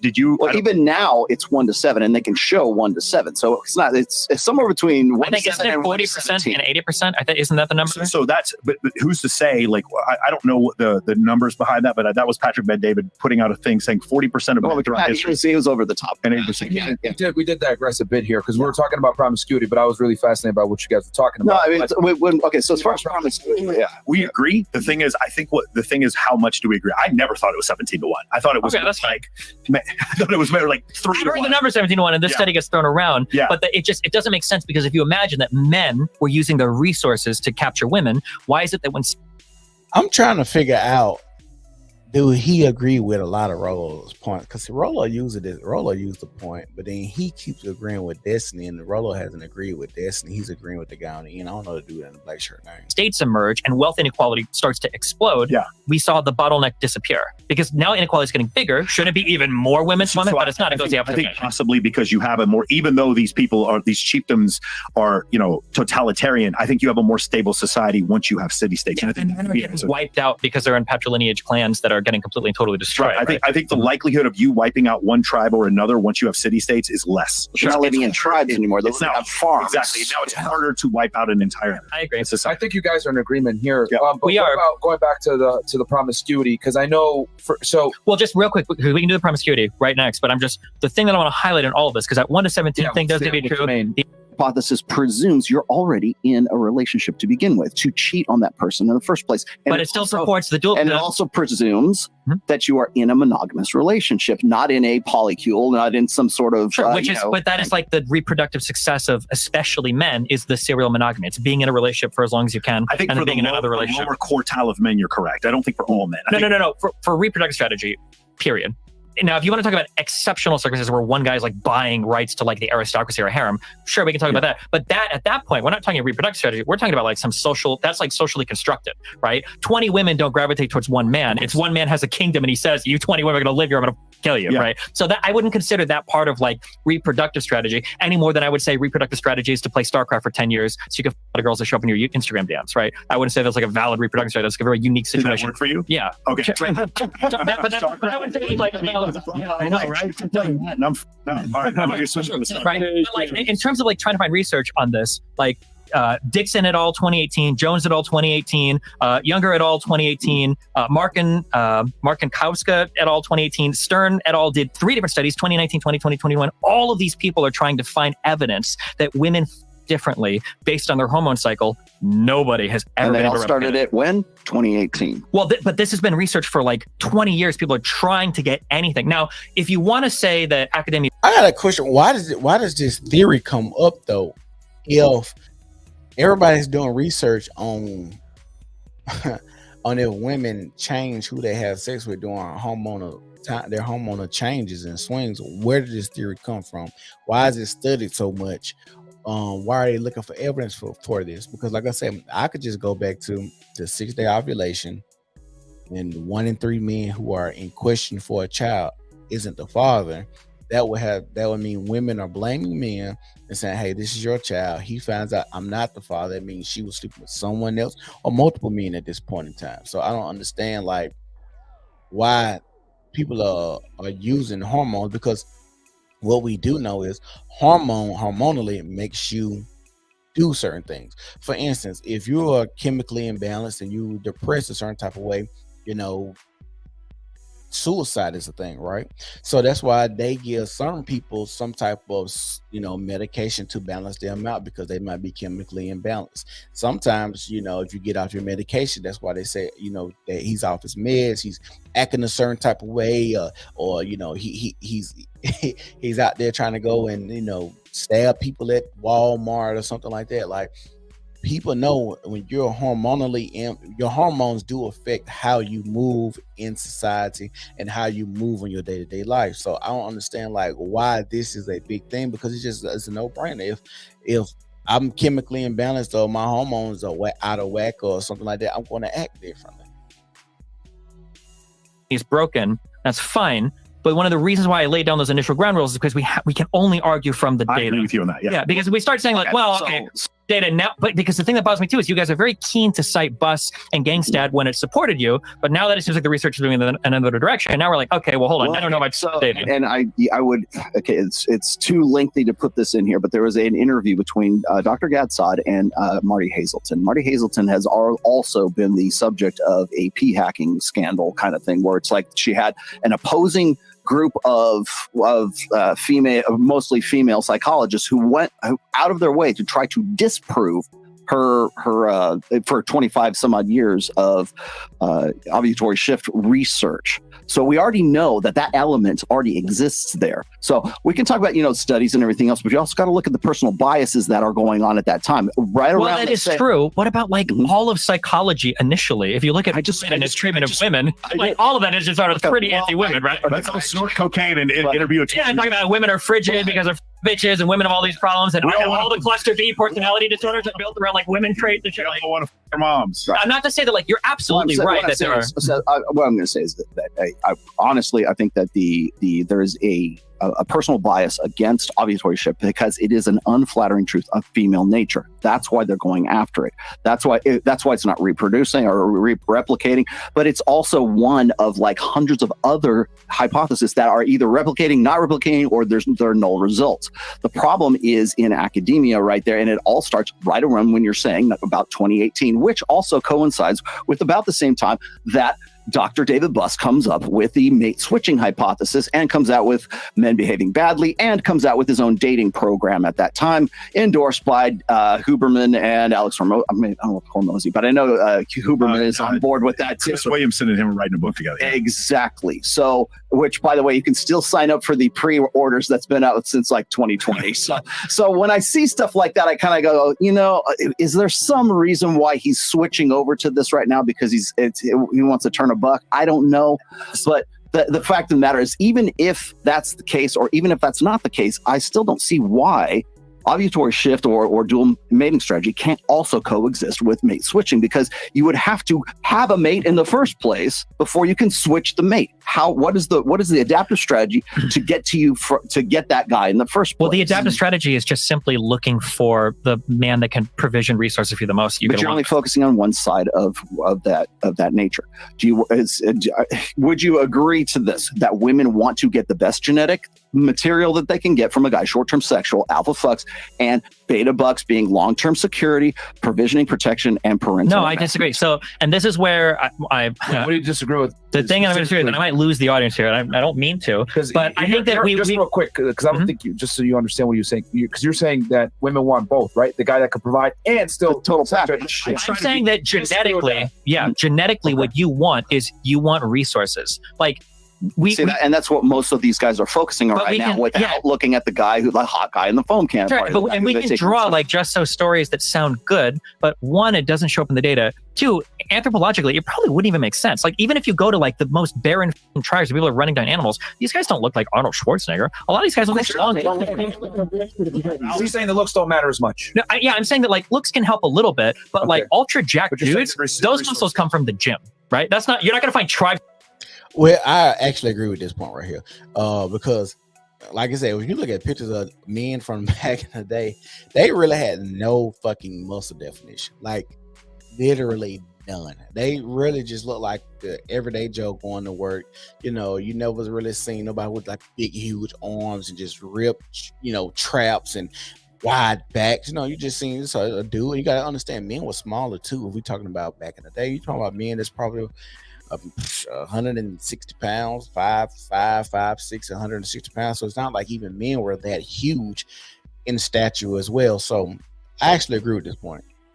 It's in Africa with guys that can bench 315. It's not happening. If your argument is that we're just saying alpha fucks is only the very good-looking guy in the foam cannon party, that's a placeholder. What I'm saying is that the loser beta guy who's the lawyer who makes a of money, in a genetic sense, that is the alpha. And that is who women would want to pass their DNA with. They wouldn't want to pass DNA with the pool boy because he's a loser. No offense. He's a loser. Right. He doesn't have resources. There's no guarantee he's going to survive long enough to reproduce. There's no guarantee that he's going to be able to lock down a partner and reproduce. But the beta guy that has tons of resources can lock down one, maybe even two, depending on what type of women. That is the alpha. But you don't think women are having sex with these good-looking men?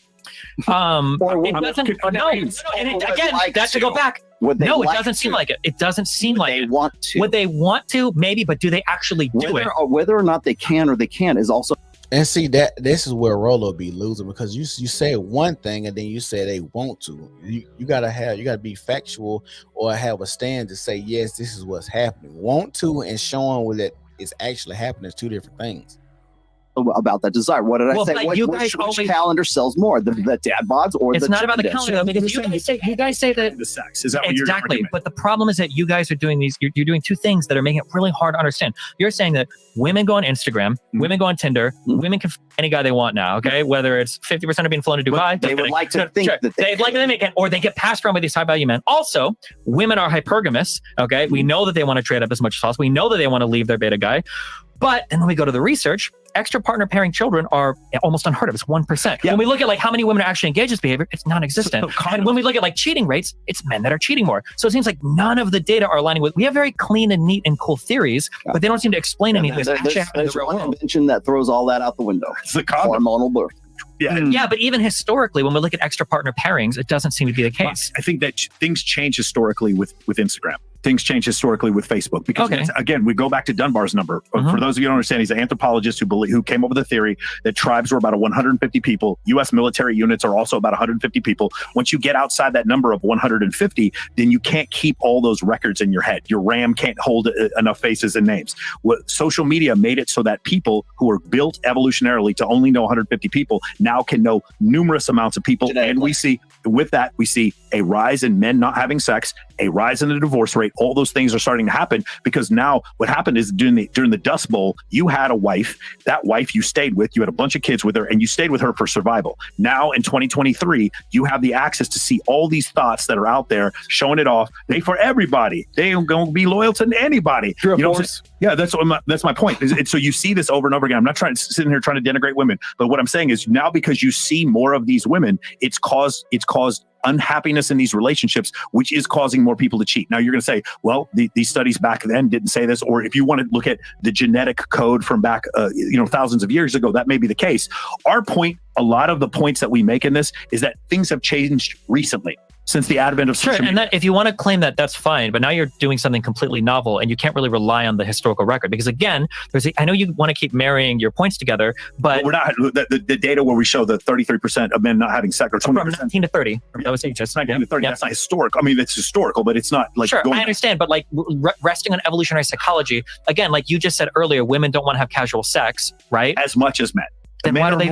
But then why do they the pool boy who can't provision resources, who's not at the top of a social hierarchy, who doesn't engage in personal behavior? The problem is they are though. Like some but women they're not. I don't think they do that. But some women, sure. Yes, because but by and large, you're presuming that a social construct, which would be the top of the social hierarchy, is what they're selecting for, as opposed to what they would say. I want to fuck that guy because he's muscular. He looks like he has physical prowess. He looks like he could go and slit throats if he had to go. Sure, but then again, in congruency with you guys, women aren't leaving their lawyer husbands to date the pool boy.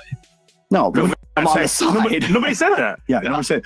Sure, but then that means then that you have to disagree here. You can't have it both ways because you're talking about mate switching where they're because earlier you gave me a whole thing about how women choose guys and they have sex with them. My thing is it 85-15 or is it 50-50? There's just too many women that I know that have two partners at the same time. Sure, but how many of them dumped the beta bucks guy to be with the? They should have just let Fresh go do what he needed to do. He look like he's so disinterested in this debate right at this point.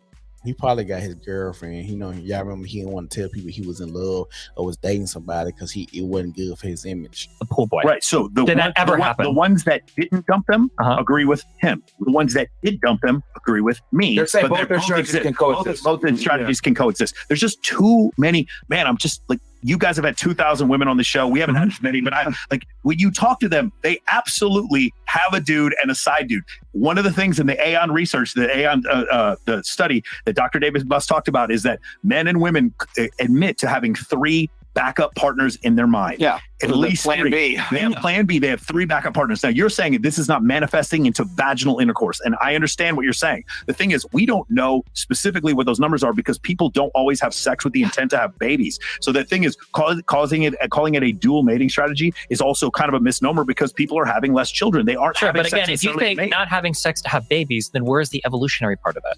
No, hold on. You can, this is a great question. This is at the end of Satoshi Kanazawa's book, Why Beautiful People Have More Daughters. One of the questions he proposed was, why do some people not want to have children? How does that fit evolutionarily? And the answer is this.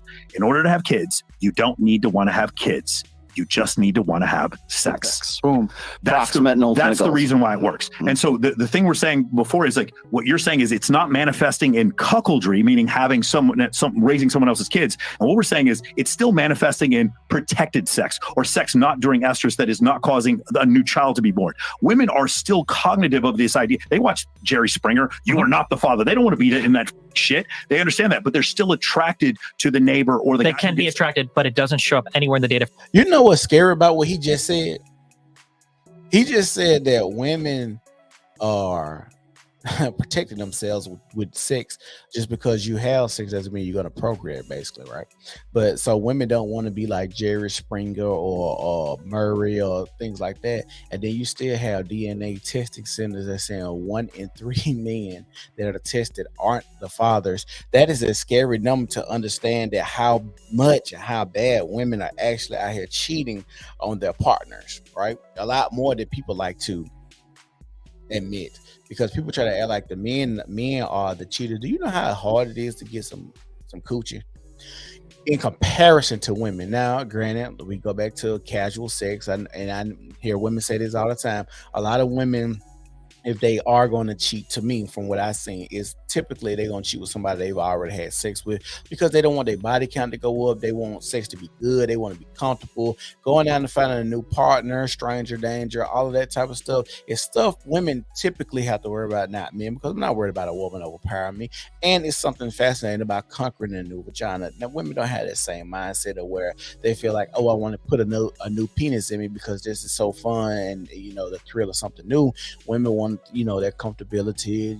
I just want to be able to find a guy that can actually make me orgasm and stuff like that. So what he would just said was scary, because like I said, if you know that in DNA they say 1 in 3 men are tested aren't the fathers, and he's saying you can still have women cheating, but they're conscious, they're cognitive of what's going on in society and how they'll be portrayed, so they're protecting themselves and their own birth control and doing XYZ. That is a lot of women out here cheating. A lot. For actually making a different mate selection. It's just very, very, very slight differences in preferences. I understand what you're saying, but you're stuck on the mate selection thing, and people use condoms. I am stuck. Well, I'm stuck on the mate selection because I feel like we're making big descriptions of how women act in the world. So what is based on these things. So obviously, off Beta Bucks, mate switching. What is yours? I think that people generally practice serial monogamy. I think that if you want to be a good partner, then you focus on like the traits that are desirable in a good partner. I think people tend to want some serial monogamy, like you're saying, but 13% of women and 20% of men cheat. That's what that was. And 42% of children born in the United States are born to unwed mothers. Yeah, so the thing is, both things are true. The thing is, hold on. Because mine is necessarily exclusionary. Okay. Right. I don't think women are selecting based on where they're at in their cycle for who their partners are and changing that every single month. I think they could be, but they're having protected sex, and it's not ending in them having a baby. Okay, we can say they're having protected sex, but historically, there's no evidence for this. Before protection, there's no evidence of all of these children that are born to cuckolded households. It just doesn't exist. That evidence does not exist. But we still do have 40% of, let's just say 40% of men and 80% of women having children. So there is a selection bias where a large number of women are selecting a smaller group of men. I agree. And there's through hypergamy, there's obviously a scale to say this man is higher status than this man who is lower status, and women are choosing to let that man put his penis inside of her. I don't disagree with any of what you're probably able to say. There's no dual selection going on. She's just selecting. There is no dual selection. It's just she's selecting. Right, but she has to compare one man to another at some point. She has to. But there's no dual selection. That's one selection. What you're talking about is one selection. So it's dual. It's mate switch. So remember, mate switching. Remember, dual selection refers to every single month she's going to feel about a different way about a different type of man she wants to fuck. Every single month. That's dual selection. It's tied to the cycle. You do know that there are other studies that aren't self-reports where it's like, oh, I find that guy sexy. I don't find that guy sexy. There's also, sexual ornamentation. So when that woman is wearing that red cocktail dress and those hoop earrings, when she's going through her ovulatory cycle, that you can see. That is a quantitative study. Yeah, you might be able to find that. And that does replicate both in and out. It might, but there's a reason why the entire field is walking away from this. They call it strategic selection.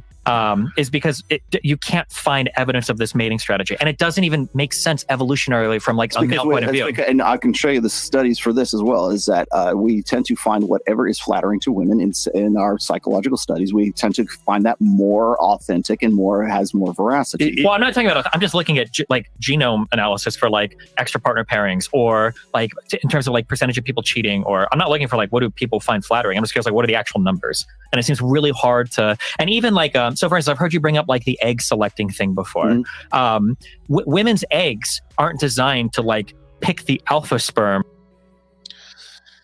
Yeah, I think I don't like this debate at all. And one of the reasons I don't like the debate, because I feel like the dude in the black, I feel like he agrees to a lot of points. And I'm trying to figure out, him and Rolo agree on a lot of points that they got going on. And actually, I'm getting kind of sleepy.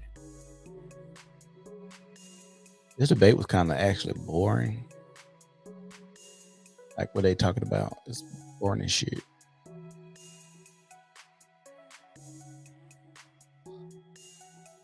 Yeah, I'm thinking about to get up out of here. Extra partner parent. Let me see what that look like.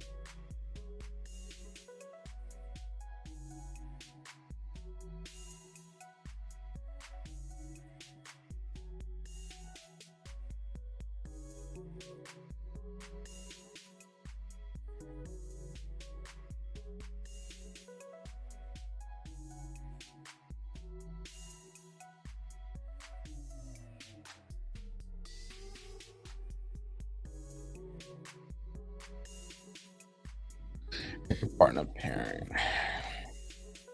A mating may happen in monogamous species. Monogamy is the practice of having only one sexual partner at any one time, forming a long-term bud and combining efforts to raise offspring together. Mating outside this pairing is extra pair copulation.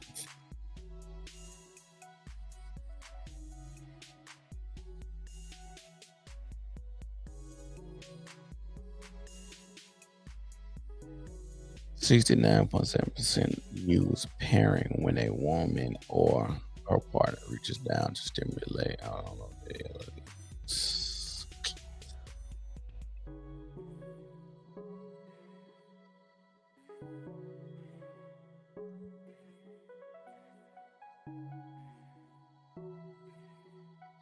Extra-pair copulation in men has been explained as being partly due to parental investment. Research suggests that copulation poses more of a risk to the future investment for women, as they have the potential to become pregnant and consequently require large parental investment of the gestation period and the further rearing of the offspring. Contrastly, men are able to copulate and then abandon their mate, as there is no risk of pregnancy for themselves, meaning there is a smaller risk of parental investment in any possible offspring. It has been suggested that due to having such a low parental investment, it is evolutionarily adaptive for men to copulate with as many women as possible, as it is allowed them to spread their genes below the risk of future investment. This may therefore lead to more extra pair copulation in men.